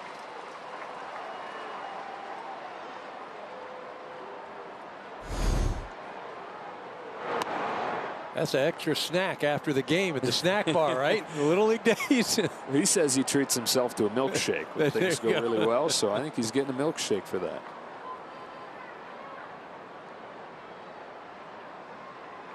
And isn't that what he's talked about after all with the move to the infield? Like, hey, I know this is tough. I know people think I can't do it, but I feel like I'm a kid again. I feel like this is when I was the ringer and I played for 5 different teams and they'd call me and say, we need you. And we don't care. I don't care what position it's going to be. I'm just going to go play and I'm going to love it. I'm going to have a blast. This takes him back to that.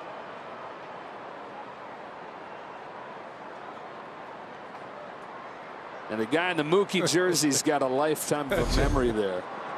Memory of a lifetime, lifetime of a memory. You know what I mean? It was 2 and 2.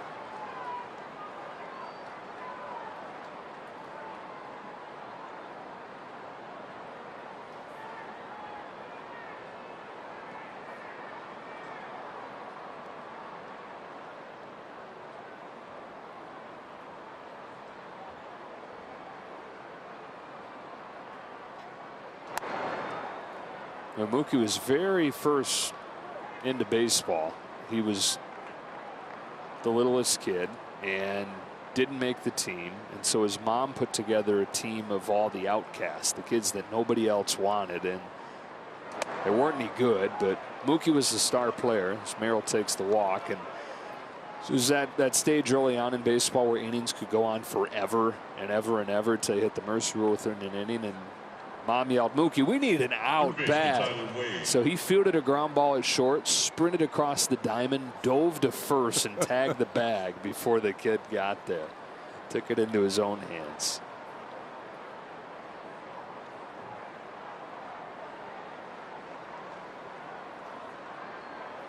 What do you think the parents of the first baseman thought? What do you think my kid can catch?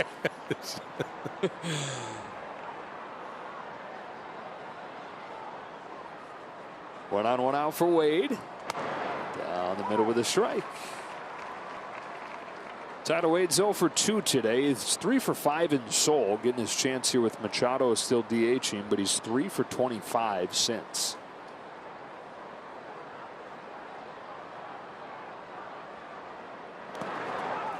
Good stop by Smith.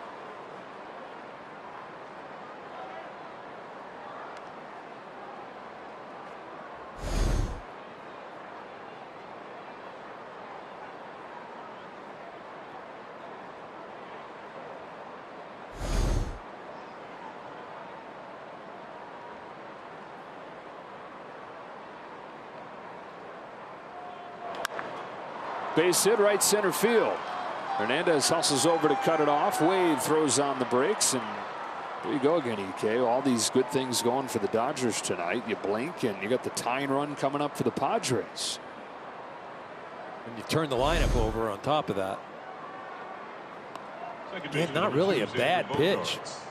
Out of the zone, and Wade just does a nice job of reaching out and flips it into right center. Murrieta, California native, with a base hit. Bottom of the order sets the table for Bogaerts at the top, who's 0 for 3 today. He struggled to open this season, although has shown some signs lately. Had a home run in their last game against the Cubs. And takes a strike. His old Red Sox teammate and Brazier.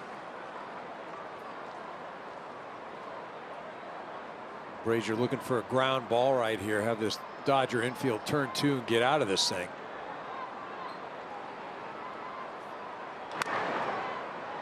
0-2. Got Tatis on deck. An extra incentive to get that double play ball here. Face him next inning.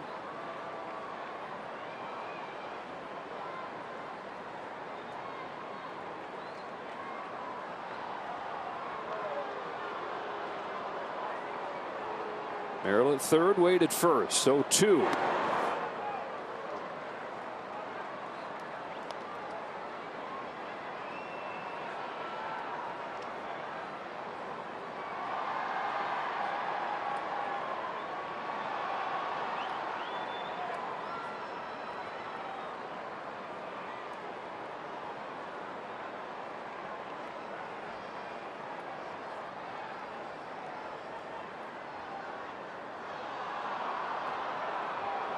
On this 1-2, Bogaerts grounds one to third. They're going to stay out of the double play because Wade was moving. So the run scores at 7-5. And Tatis comes up representing the tying run.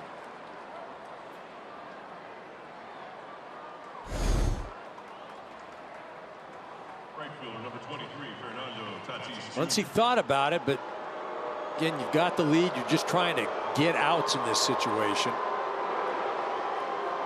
Wade moving on the pitch, as you mentioned. No chance for a double play.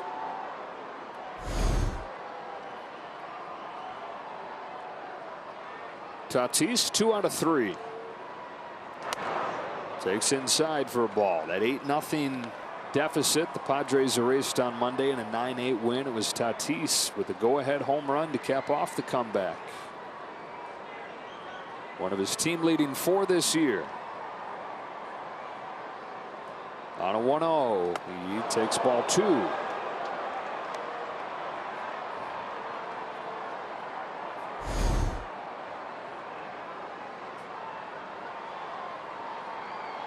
think I'd go right back in there with a fastball. And I know they've got first base open, may try and nibble, but I'd right back in there.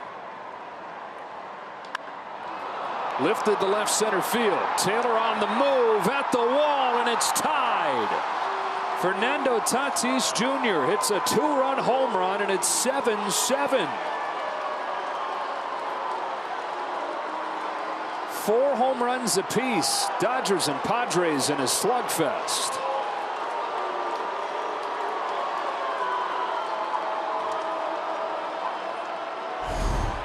Brazier wanted to go slider away, and you see this thing just backed up. Just an 80-mile-an-hour spinner up and in, and Tatis does not miss it.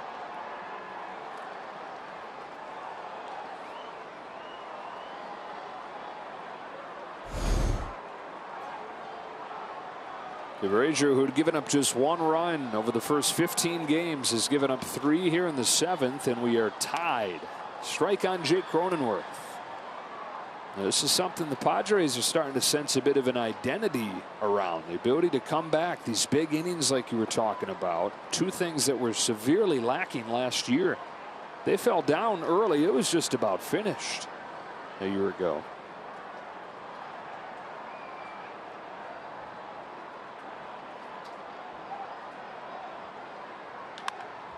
Shot to first, caught by Freeman. 7th inning stretch, 7-7 game.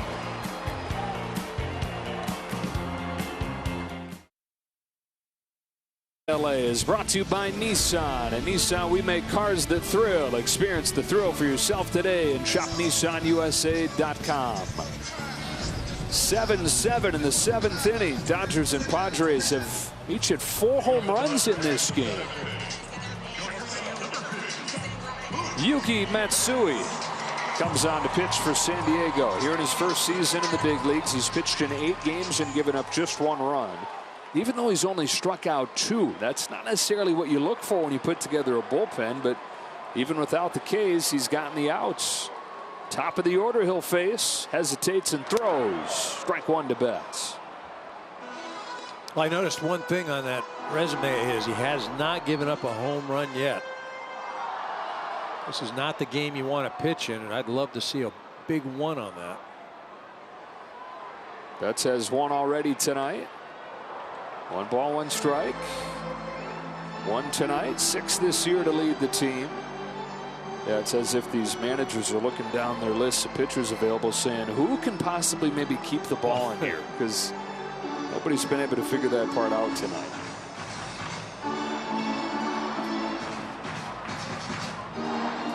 It's Matsui's first season in the big leagues, but 10 years in Japan as a closer. One of the top relievers in Japan for years.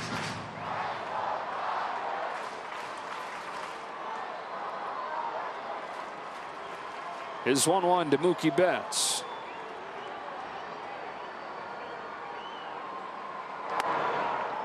Top of the zone, strike 2. 2 strikes this at bat, 1 just below the bottom of the zone. This one at the very top. Change in eye levels.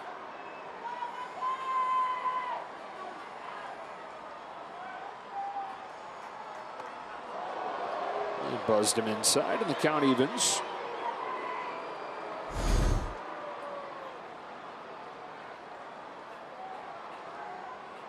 Betts, who leads the majors in on-base plus slugging, leads the majors in runs scored by a wide margin.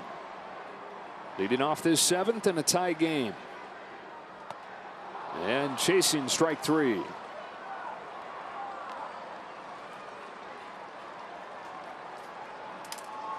One gone in the 7th. And here's Shohei Ohtani. Blasted a home run tonight. Record-tying home run. And then doubled on a little pop-up that just found a home down the line. To see what they're doing, the umpire going out and handing the pitcher marked balls in case something historic happens. They're going to give him a marked ball for after every foul? Like, yeah, I mean, he's given it. He had a whole handful of baseballs. Pre-authenticated. The pitcher's saying, well, what's this for? Well, in case he takes you deep. Yeah, be like, I don't need this. He ain't taking me deep. That'd be something if he does right here.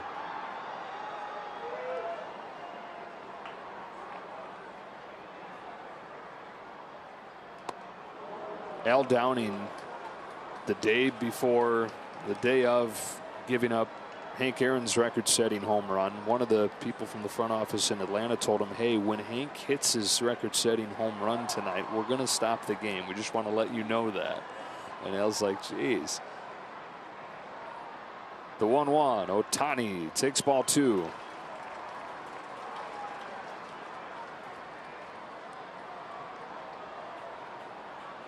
Home run extended his hitting streak to 8 games. He's got 11 extra base hits over those 8 games. And on a 2-1 pitch, and a tie game in the 7th, Ohtani rips one down the line. It's another extra base hit. 3rd of the game for Shohei Ohtani. 12th in his last 8.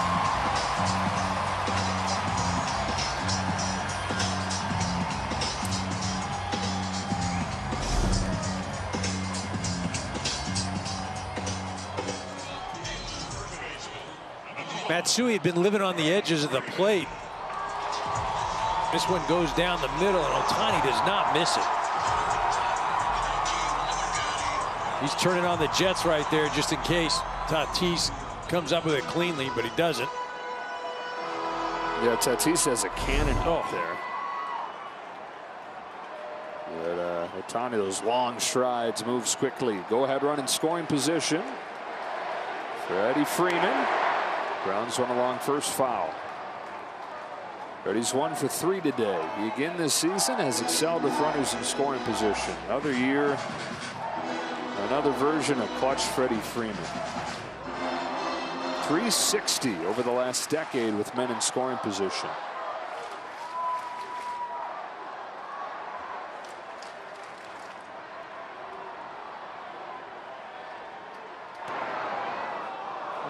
Oh, 1-2.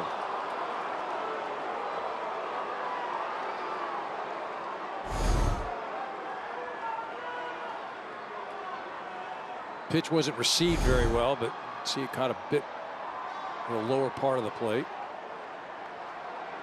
Need one of those patented left center line drives right here from Freddie.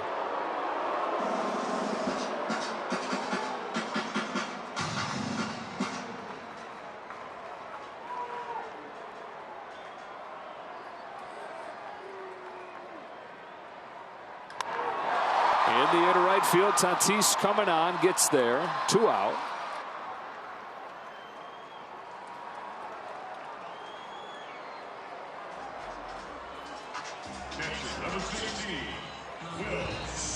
So it'll be up to Will Smith. Break this tie in the 7th.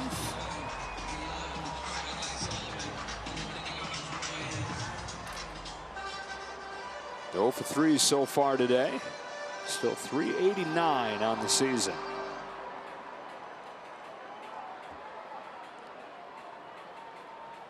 Yeah, they're going to put Smith on intentionally and bring up Muncy to get the lefty-lefty situation.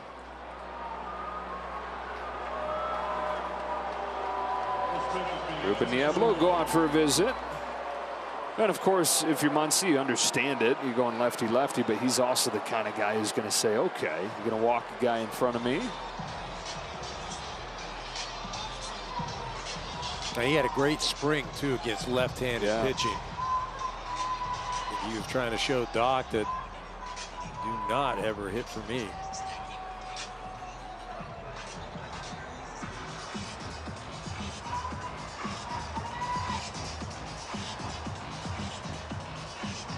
Letting Matsui know how to attack Max. You're going to have to stay down. If you get anything up in the zone, it's going to wear you out. Already that home run tonight.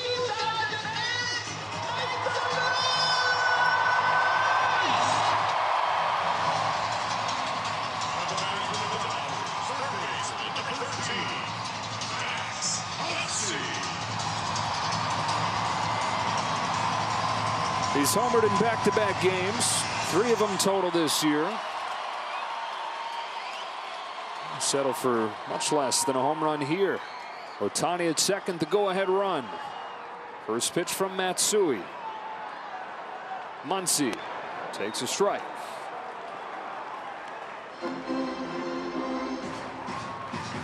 Dodgers feel like they're seeing a little more Muncy the hitter, a little less Muncy the slugger in recent days. Not as pull happy. Run scoring situation here. An 0-1 pitch. Falls into the zone, and it's 0-2.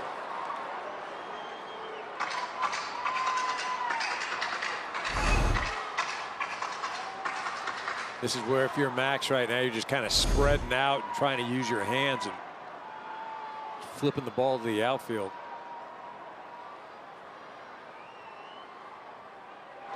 Got him on 3 pitches, and so the move works.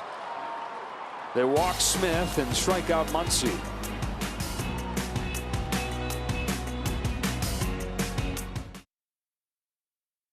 Monday, we'll receive a Jackie Robinson Brooklyn Dodgers hat presented by UCLA Health.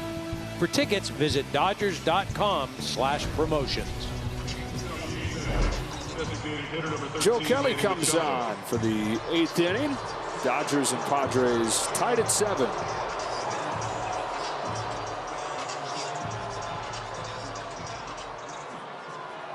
Kelly just 1 run in the 3 games on the road trip. The ERA skewed by a big blow up against the Cardinals, where he gave up 5 runs, but has looked a whole lot better lately. And he's inside with the first pitch to Manny Machado.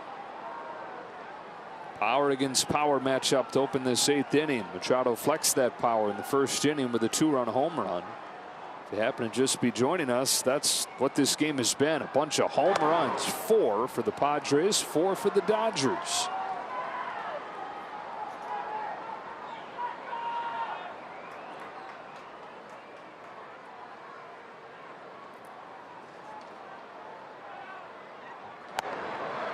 There's a strike. 2-1.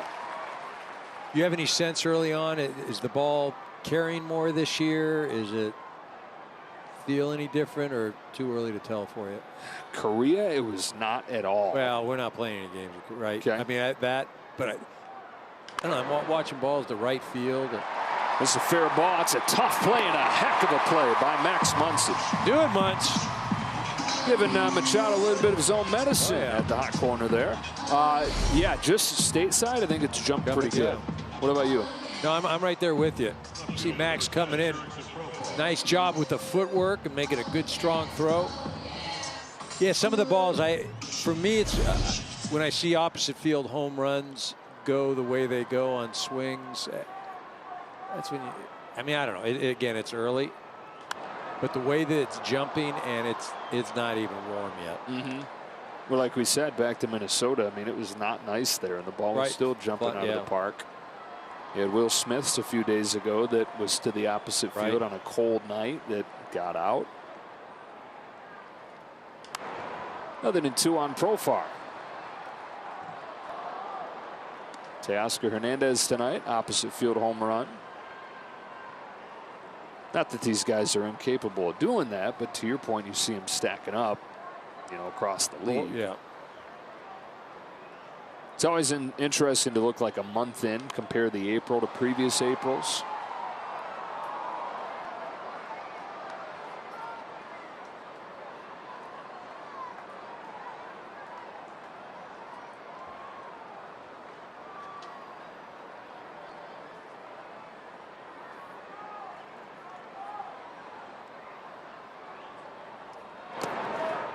One ball and 2 strikes.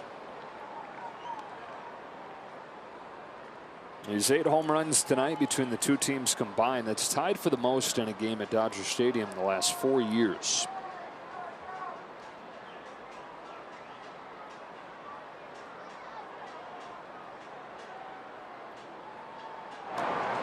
Check swing. Caught the bat.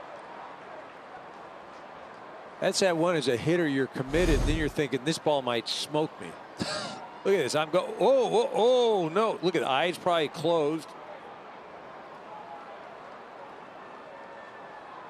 Saw that the other night. Was it Rogers with San Francisco, the side armor, and it may have been against Profar.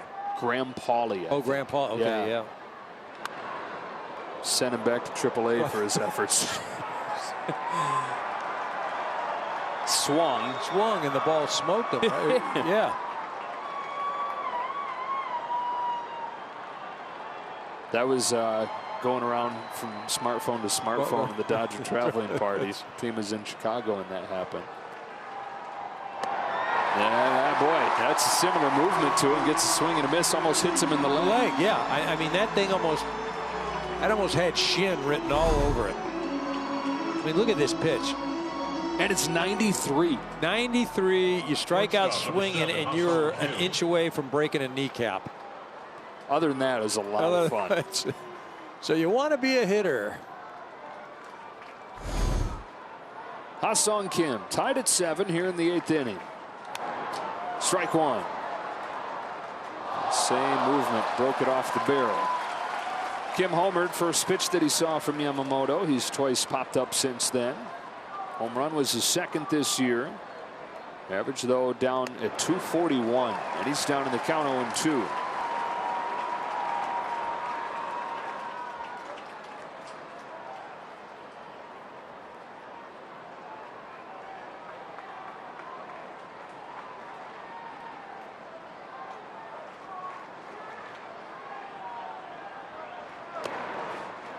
Overthrows that one, and it's 1-2.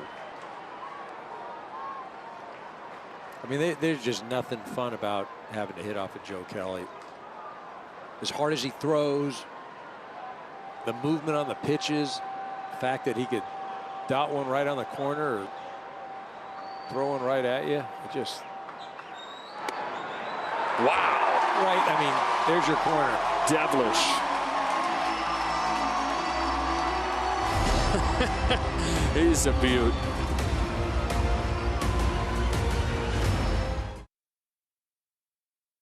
Dodger Baseball on Sportsnet LA is brought to you by Jack in the Box. Spicy and classic popcorn chicken combos are back.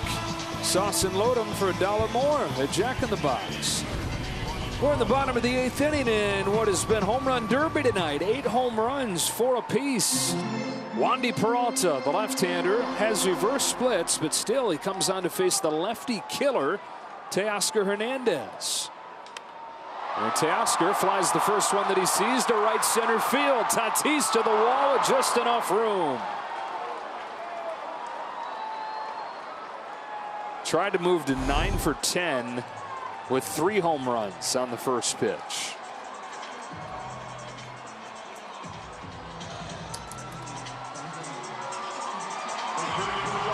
Uber aggressive tonight. 4 at-bats with 4 pitches. Kike Hernandez pinch hits for James Outman. Peralta this year has faced 16 hitters from the right side, has not allowed a hit. That's ball one on Hernandez, whose numbers, as you saw, not where he'd like them to be, although he's hit the ball really hard. Much better than those numbers would indicate. High strike called here. 1 ball, 1 strike.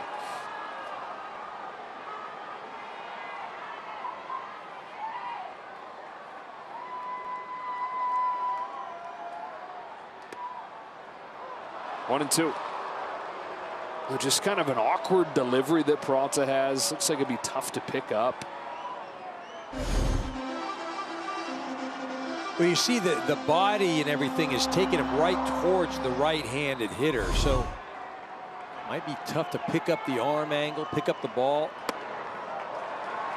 and falling right at you. First season with the Padres, was a key reliever. The New York Yankees recent seasons. Quick pitches him here, and Hernandez sawed off, rolls to short. Kim throws him out. He's making it very uncomfy. After the game, tune in for Access Sportsnet Dodgers. What's Jerry got? Simple message, boys.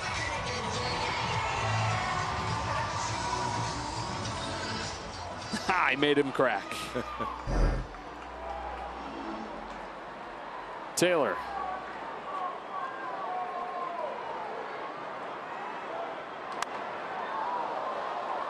This has all to make it. It's going to happen. It's going to be a good thing right now for CT. Like a home run? I mean, I can see it, right? Peralta hasn't given up a hit to a right-handed hitter. CT having a tough night. It's retrograde. Check your astrology on that.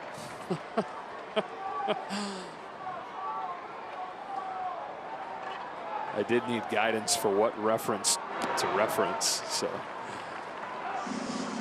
2-1. Mercury retrograde. Okay. Go look that up. Google it. I don't need to go anywhere. Well, don't miss this. We're gonna. I got an eye on see the some good field stuff and an eye on Google. 2-1. Ball 3. All right, here it is. Come on, CT.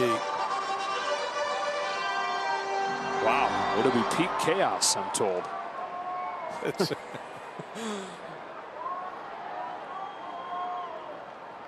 On a 3-1, Taylor pulls one to third. It gets under the glove of Wade.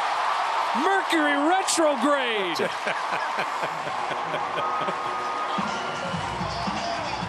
Whatever that means. Go ahead, run as a board here in the 8th. All right, let's give him a hit. Come on. Hits the ball well. Wade's over there. Got his glove down and had his head down. Just missed it.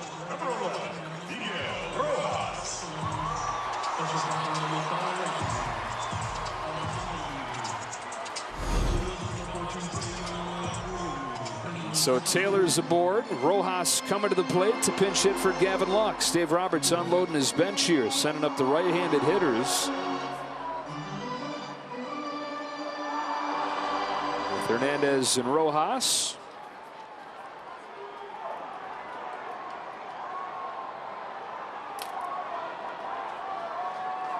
Dodgers guaranteed to get the big hitters up again. After Rojas, top of the order. First pitch, swing and a miss. Been a good start to this season offensively for Rojas, who's not playing every day as he did for much of last season.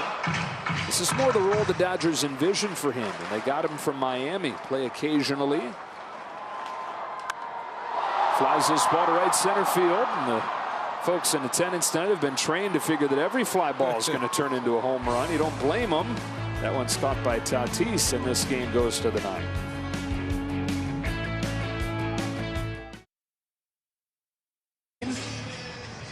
Dodgers and Padres, first in a 3-game series. And Evan Phillips in, trying to keep it right here. Top of the order coming up for the Dodgers in the bottom of the 9th. Phillips to try and keep the Padres bottom of the order off of the board here and tee things up for the big hitters. See Evan just continuing to have his great Dodger career.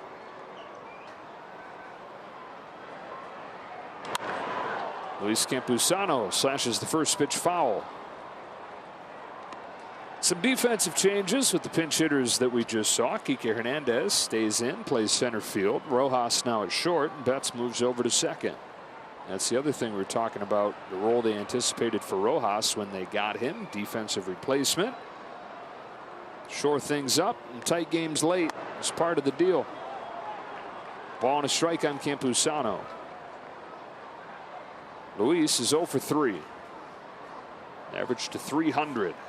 Still been a very good start for the Padre catcher, who hits a fly ball to left field. Hooked it off the end of the barrel, though, and Taylor's there.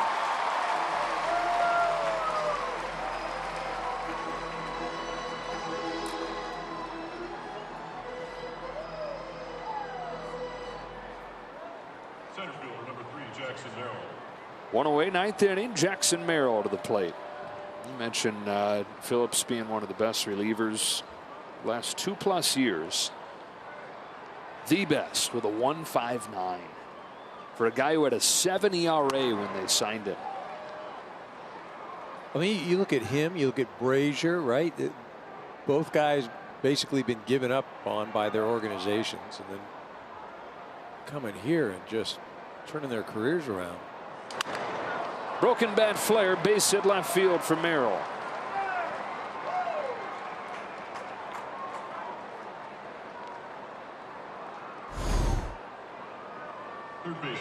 14, Tyler Wade.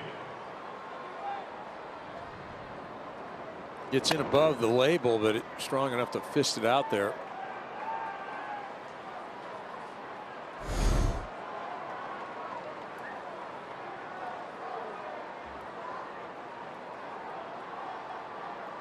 Padres have the go-ahead run aboard. The game they trailed 7-3.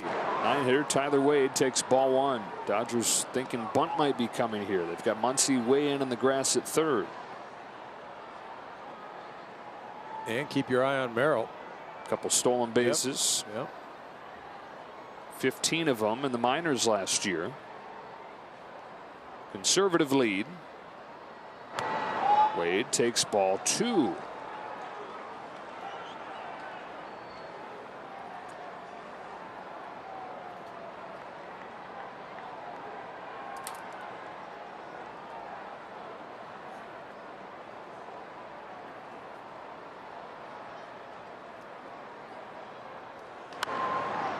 Two balls, one strike.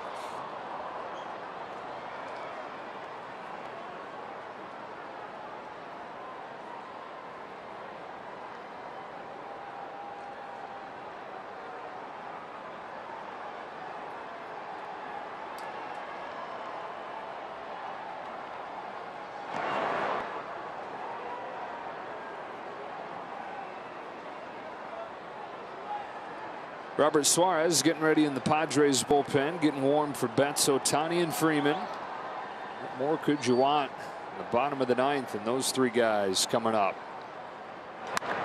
Slicing fly ball to left field for Taylor. Wade's the second out.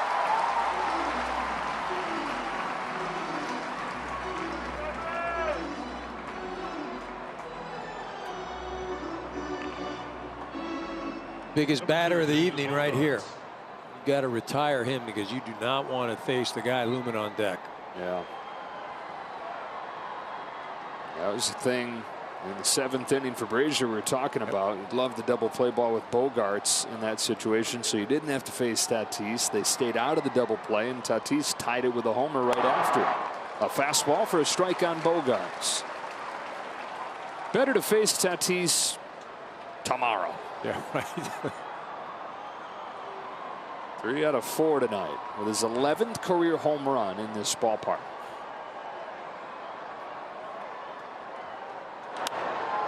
Off balance, fly to left center field. No big deal for Taylor. Let's go to the bottom of the ninth.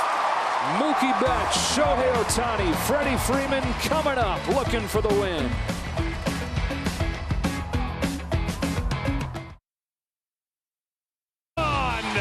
Shohei Ohtani, welcome back home. That was the play of the game, brought to you by your Southern California Volkswagen dealers. Will that be upstaged here in the bottom of the ninth? The big dogs got a shot, tied at 7. Betts, Ohtani, and Freeman. And in a tie game, Peralta stays in. Swing and a miss at a first pitch change. Betts has a home run of his own, his 6th to lead the team. They've hit 4 tonight. It's that quick pitch that he's sprinkled in. His whole game is about making you uncomfortable, Wandy.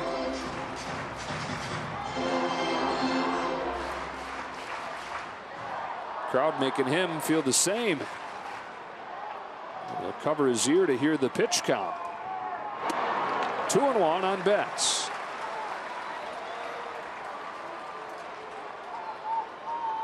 Dodgers a year ago had 7 walk-off wins. Looking for their first one of this year. And try to go to 7-1 at their home ballpark. One swing could end it. 2-2 on Betts. Talk about it. Peralta driving his body right towards that right-handed hitter with that fastball coming in. Then he can throw that changeup that runs away, but the body's still coming at you. Here's his 2-2 outside, and the count is full.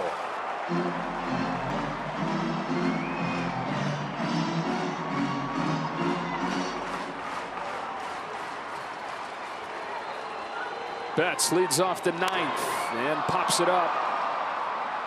Right side of the infield. This is Jake Cronenworth for the first out. And here is Ohtani. And Ohtani's going to get a different pitcher. Mike Schilt heads out there. Peralta giving him a look like he's not happy to see him. Rwandy, as we touched on, much better against right-handed hitters. And so Schilt is going to call on a lefty-lefty guy. And Tom Cosgrove. 7-7 in the ninth, and Ohtani coming to the plate.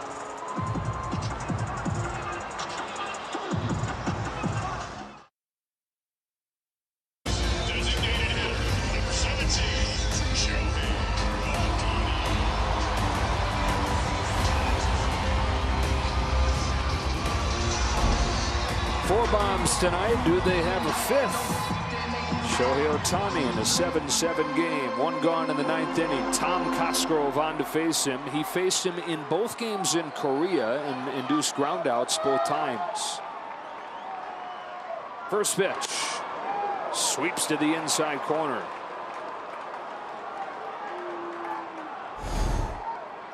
Sweeper sinker.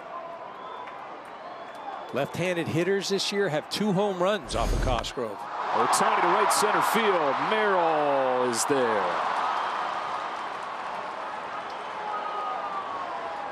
So 2 up and 2 down in this ninth inning, and here is Freddie Freeman. First base. 1 out of 4.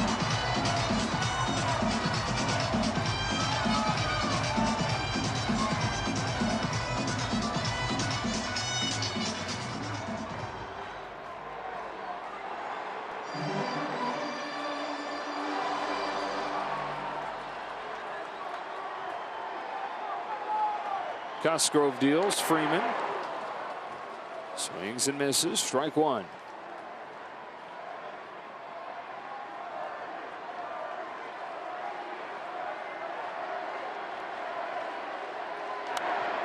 Strike 2. Dodgers led this game 7-3 after 3 innings. Padres got 1 in the 6th, 3 in the 7th.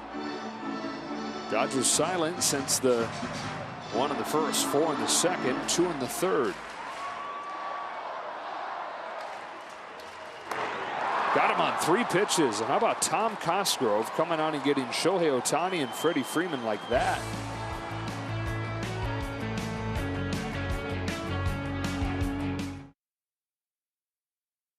Fernando Tatis Jr. tied it at 7 with a 2-run home run.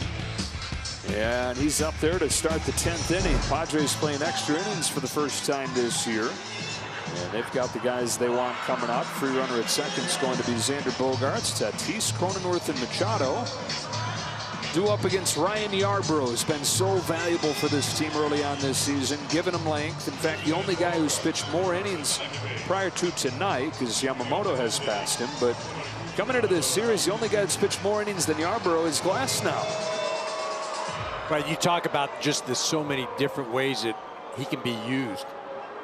Again, you may look at him and go, oh, well, he's not throwing 1,000. He doesn't have this crazy pitch, but anytime that phone rings, he's ready to take the ball. Well, that disappointing year a year ago for the Padres, a lot of that was made in tight games and was made in extra innings when they were 2-12 in extras. Their first chance in extra innings this season. Yarbrough pitches 1-0 and Tatis takes ball 2.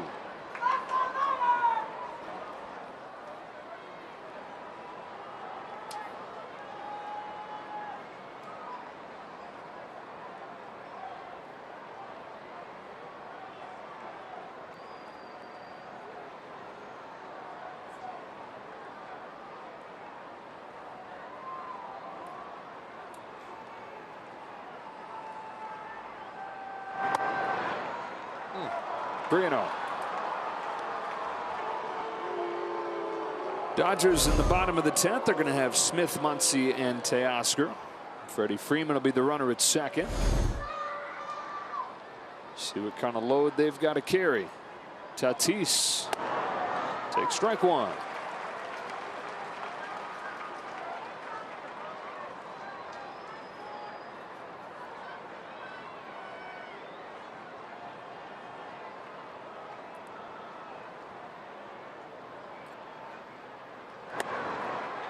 Whoa, got the call there.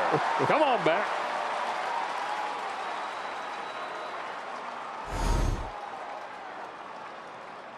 I mean, I got to go out there again. Maybe even a little further out.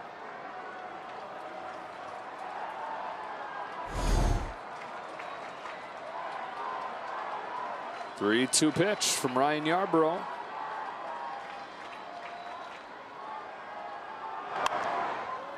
Grounded to third. Muncy with a backhand and a cannon across to get him. That is two excellent defensive plays tonight from Max Muncy. Do it, Muntz. See Miguel Rojas going over there and giving him a high five, pumping him up, telling him what a nice play that was. That ball even came back because it almost looked like it was in foul territory and then kind of scooted back, had some spin. Muntz stayed with it. Good strong throw. By the way, I think we got your new signature call. We've heard it twice tonight. Do it, Muntz. I like it.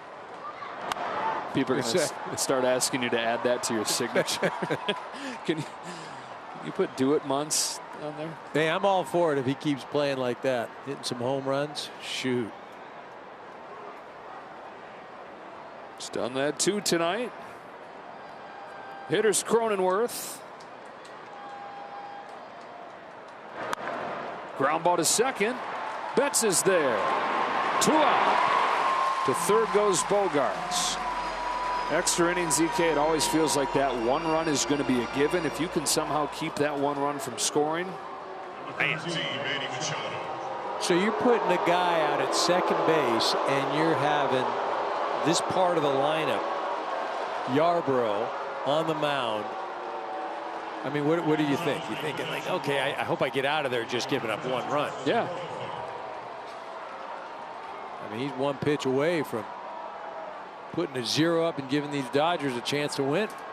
They put Machado on and take their chances at Jurickson Profar, who's been the better hitter to this point statistically this year, but you understand the decision. First and third, 2 out. Tie game, 10th inning. Yarbrough to Profar. Upstairs at the first pitch. Hitting a walk tonight for Profar. He's hitting .354 with an OPS and MVP territory early on.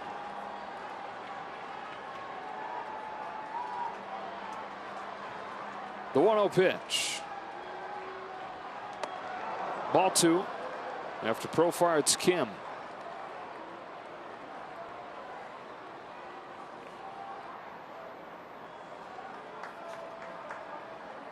I'm still nibbling right now, even though 2-0. Again, I put him on before I give him something good to hit. That's going to become a souvenir and a strike. 2-1 on Profar. Yarbrough's been valuable as a guy they can lean on in days where they need some length. And provide a different kind of value here, a high leverage value. Pitching in extra innings in a tie game. He's home with a 2-1 pitch. Profar taps it in front of the plate. Back to Yarbrough, who gets out of this with a 0. Ryan Yarbrough strands the free runner. And the Dodgers, with a run, will win this thing.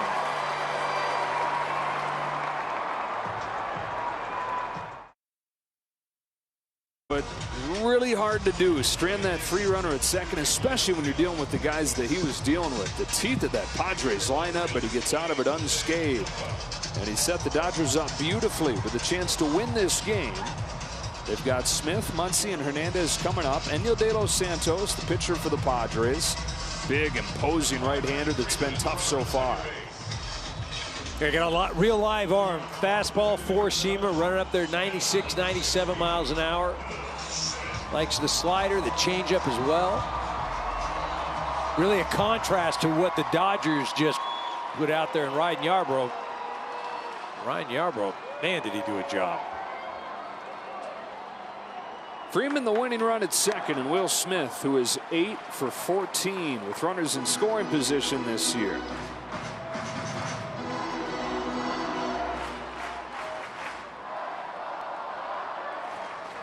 The 1-0 pitch, way outside, 2-0. It's a game the Dodgers are going to feel like one that they should win. They led 7-3. Padres charged back to force extra innings in the same week where they erased an 8-run deficit to win.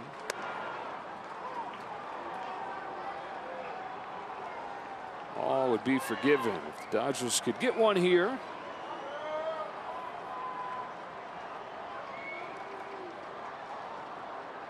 On a 2-1 from De Los Santos, Smith fouls it off, and it's 2-2.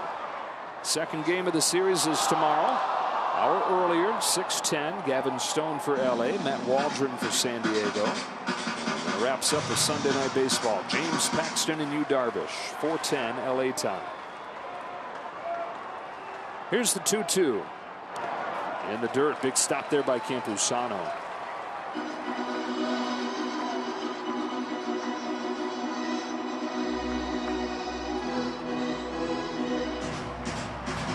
De Los Santos, first season with the Pods, over from Cleveland.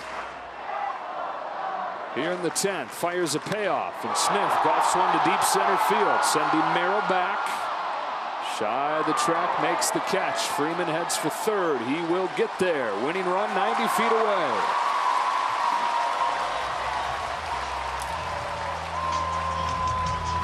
Max Muncy, who made his name on the opening homestand with some big hits. Ninth inning on March 30th. Tied the game in the 9th inning. A day later, the game-winning home run. And Mike Schilt wants nothing to do with drama, with well-produced TV drama. He's going to put him on intentionally, like we didn't just show that package. He just didn't want me to say it one more time. He didn't want to hear it. He didn't want to hear it. Do it, Munch. Yeah, no. How about, what do you have for Do It Teo? Is that a thing? Hey-o, Teo. Is that going to do that? No, yeah. Hey, your league leader in RBIs? I mean, come on. Yeah. He is that. He's got a home run earlier tonight. Who doesn't, though? His 5th home run, his 16th and 17th runs batted in to lead the big leagues. So he's got the home run power. We knew that with him coming in. He's also shown, you know, beyond just the well-rounded approach, a knack for driving runs in. I mean, he's one of those guys, he values the RBI. And I know that, you know, people like to talk about how it's, you know, a function of opportunity and there's not something to it. You're going to have a tough time convincing me of that. It's something we saw with J.D. Martinez, too, where there would be times where he was off or it didn't look like he was seeing the guy, but he would find a way to get the guy in just about every time, it seemed like. Strike one on Teoscar Hernandez.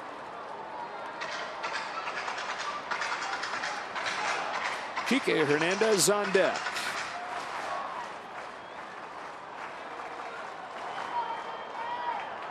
Winning run at third. One gone in the 10th. Teoscar chases, and it's 0-2.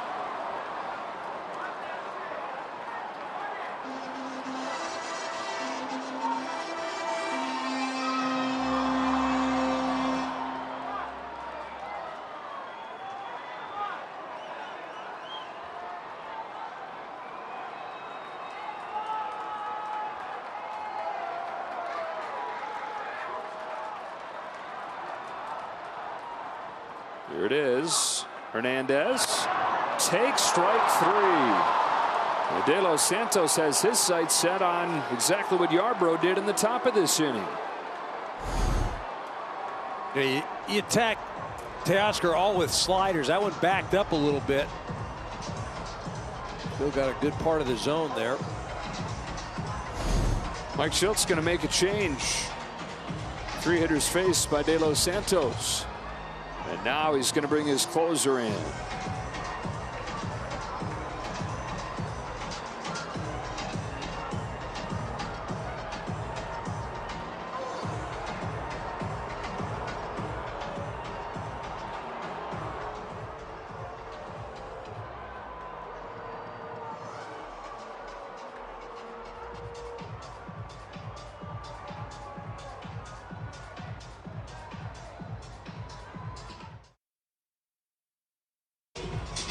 Suarez 4 out of 4 in save situations this year. So far, it's been a bounce back to a year where he missed a lot of the year with an injury and struggled when he was healthy. Still, though, this guy really hard to hit. You talk about live arms. Anybody that throws a changeup at 90 miles an hour got a live arm. 98-mile-an-hour four-seamer, 97-mile-an-hour sinker. Kike Hernandez takes the first one to the top of the zone, strike one.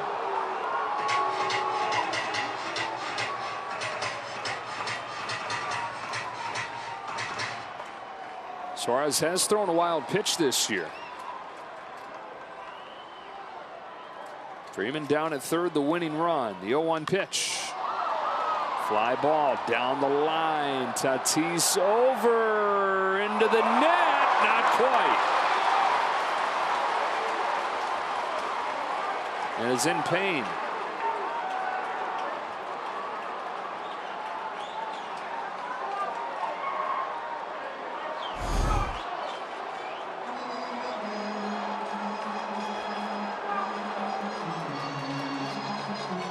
And you immediately worry about that left shoulder, which is the one that he's had so many issues with, surgically operated.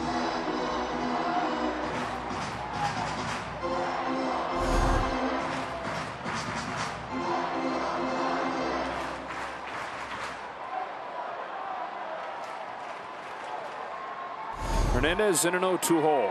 Once he heads for second, Hernandez fouls it off, stays alive.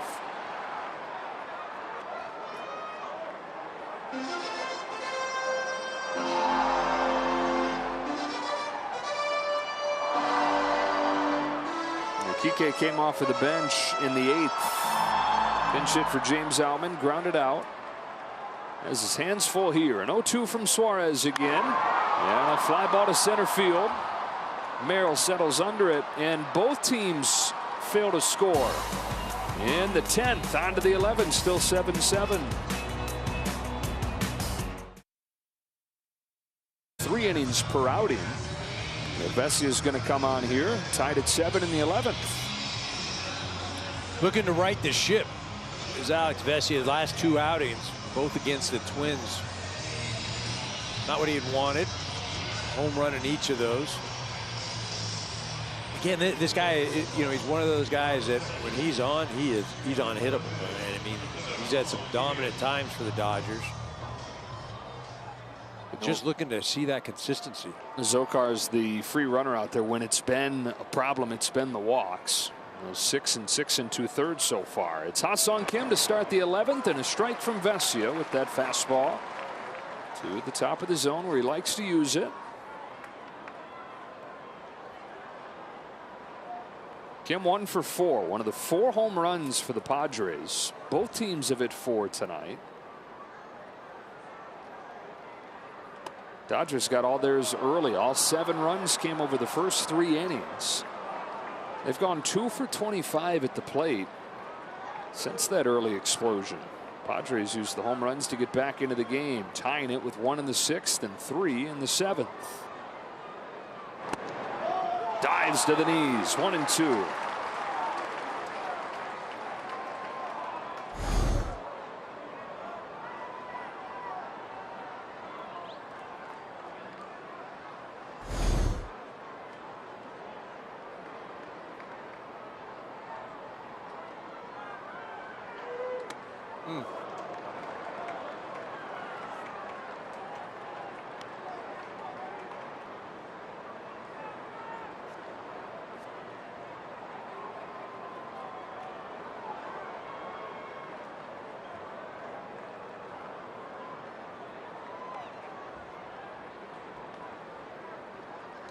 Got him swinging.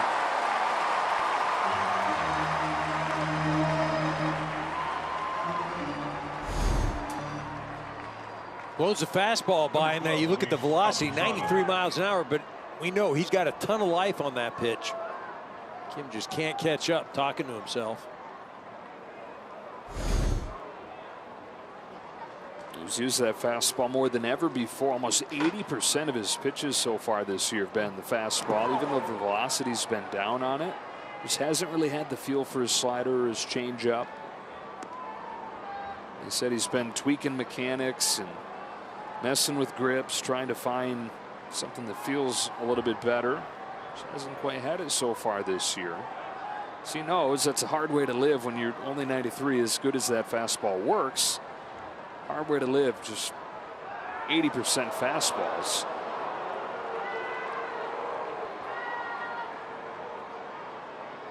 And he thought that was why the Twins got to him. Remember, Eddie Julian the other day took him deep.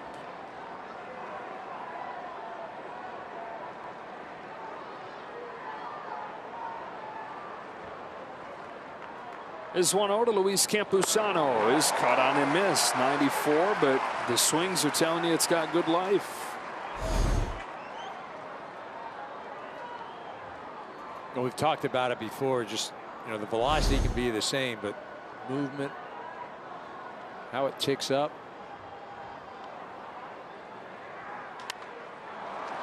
Pop fly. Where's the offense gone for these two teams? They are combined 2 for 16 with runners in scoring position. 2 gone in the 11th, and the free runner still anchored to second. Number 3, Jackson Merrill. Well, I feel like scoring tonight, you got to hit a home run. I mean, that's if you're not hitting a home run, it ain't happening. It's literally the only way. Yeah. 14 runs on 8 home runs. Strike 1 on Jackson Merrill. For the Dodgers in the bottom of this 11th inning, they're going to have Hernandez running at second, Taylor, Lux, and Betts. Retrograde and Taylor still alive. Mercury retrograde. Mercury retrograde. And I said Lux. Rojas now in that spot. So Taylor, Rojas, and Betts. Vesey finds himself a strike away from breezing through this 11th inning.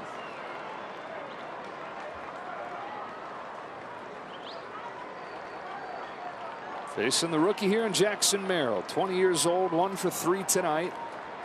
Walked and scored a run. And an 0-2 from Vesia. It's it foul.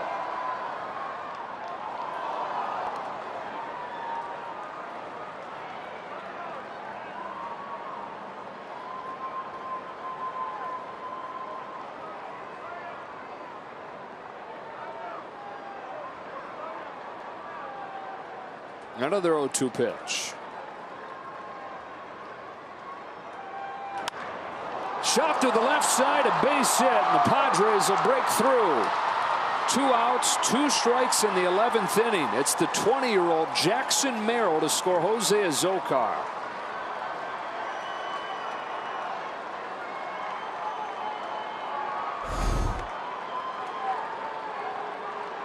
Just a 4-seam fastball. He didn't get it up high enough.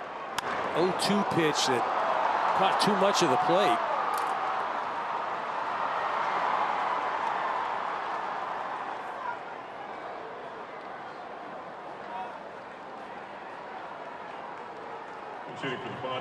That's what you're saying, Joe. When he only feels like he's got that fastball, you keep throwing that thing. Eventually, hitters are going to get to you. Merrill did, and now Eggy Rosario is up there as a pinch hitter for Tyler Wade.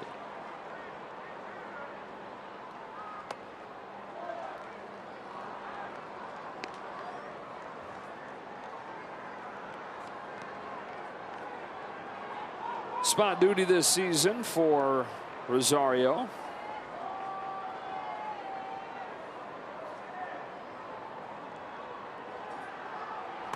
Swings and misses, a ball and a strike.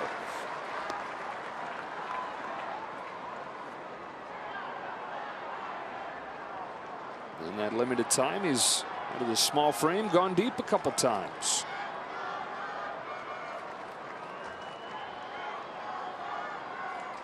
On a 1-1 pitch, Rosario takes in the dirt ball 2. It's interesting between Campusano and Merrill. Messi had gone 7 straight 4-seam fastballs. Now 3 straight sliders.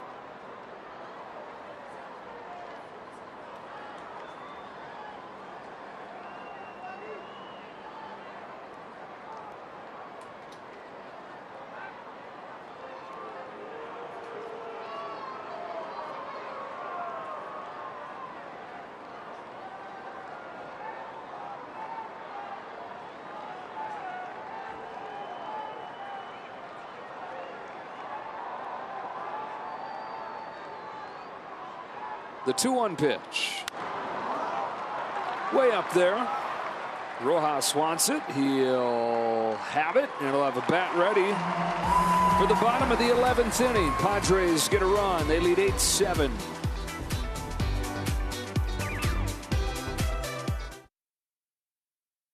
Scored 5 runs in a row and are trying to finish off this weekday portion of the week with a comeback similar to the way they started it. From down 8-0 to win 9-8 on Monday. From down 7-3 to lead 8-7 in the 11th inning tonight. Hernandez, the free runner, the tying runner. He's at second. And Taylor trying to break his slump against Robert Suarez.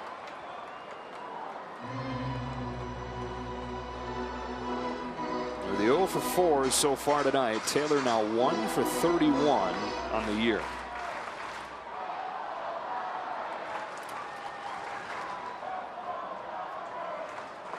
On an 0-1 pitch. Fouls it off of the mask of Campusano. After Taylor, it's Rojas, and then to the top in Betts. When you're struggling like CT is, you always feel like you're 0-2. You feel like you're always, but it's not you feeling it. You are. You are always 0-2. He finds himself in that spot right now.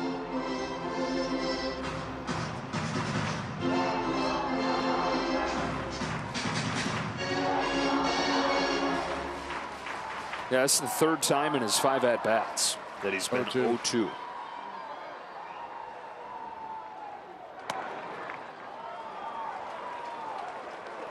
And it's just got to seem like the baseball universe is scheming against you when you got to deal with a guy like this, Suarez. Just nasty, overpowering stuff. Here comes his 1-2. At first, Cronenworth won't have room. And Taylor reached his last time on what was ruled an error down at 3rd.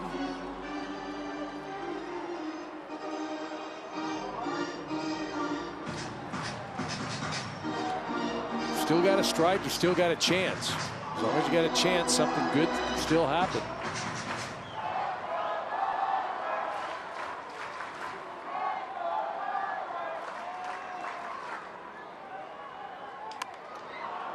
Pop up, same direction. Cronenworth this time has enough room to make the catch.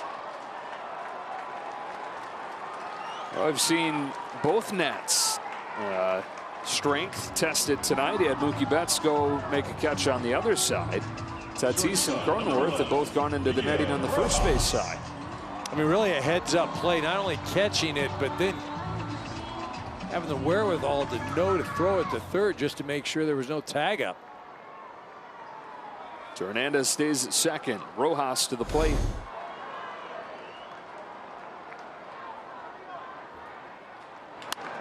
Ground ball to first. Cronenworth was well positioned. Takes it to the bag, and it'll be up to Mookie Betts.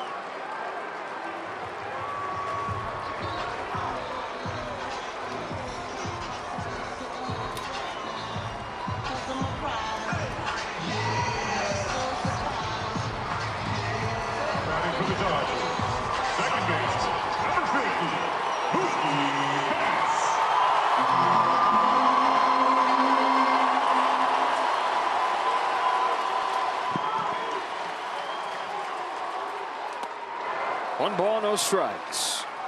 One hit tonight. It was a monster home run.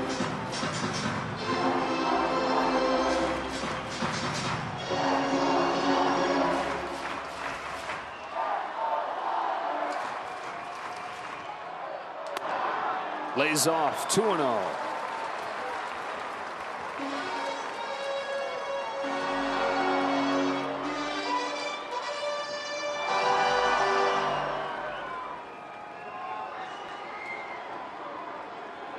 Suarez deals. Betts takes ball 3.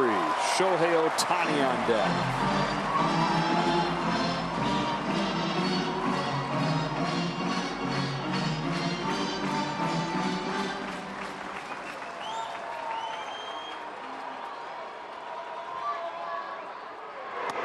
Strike 1.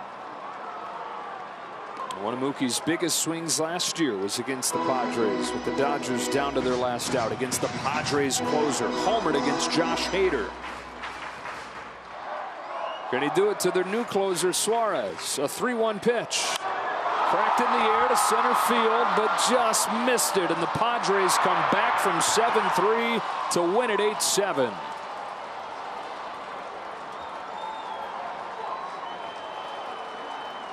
Tough night offensively for the Dodgers. They finished 2 for their last 28. Some good things, though. Yamamoto looked good. He battled, didn't have his great stuff. Some offense, some home runs.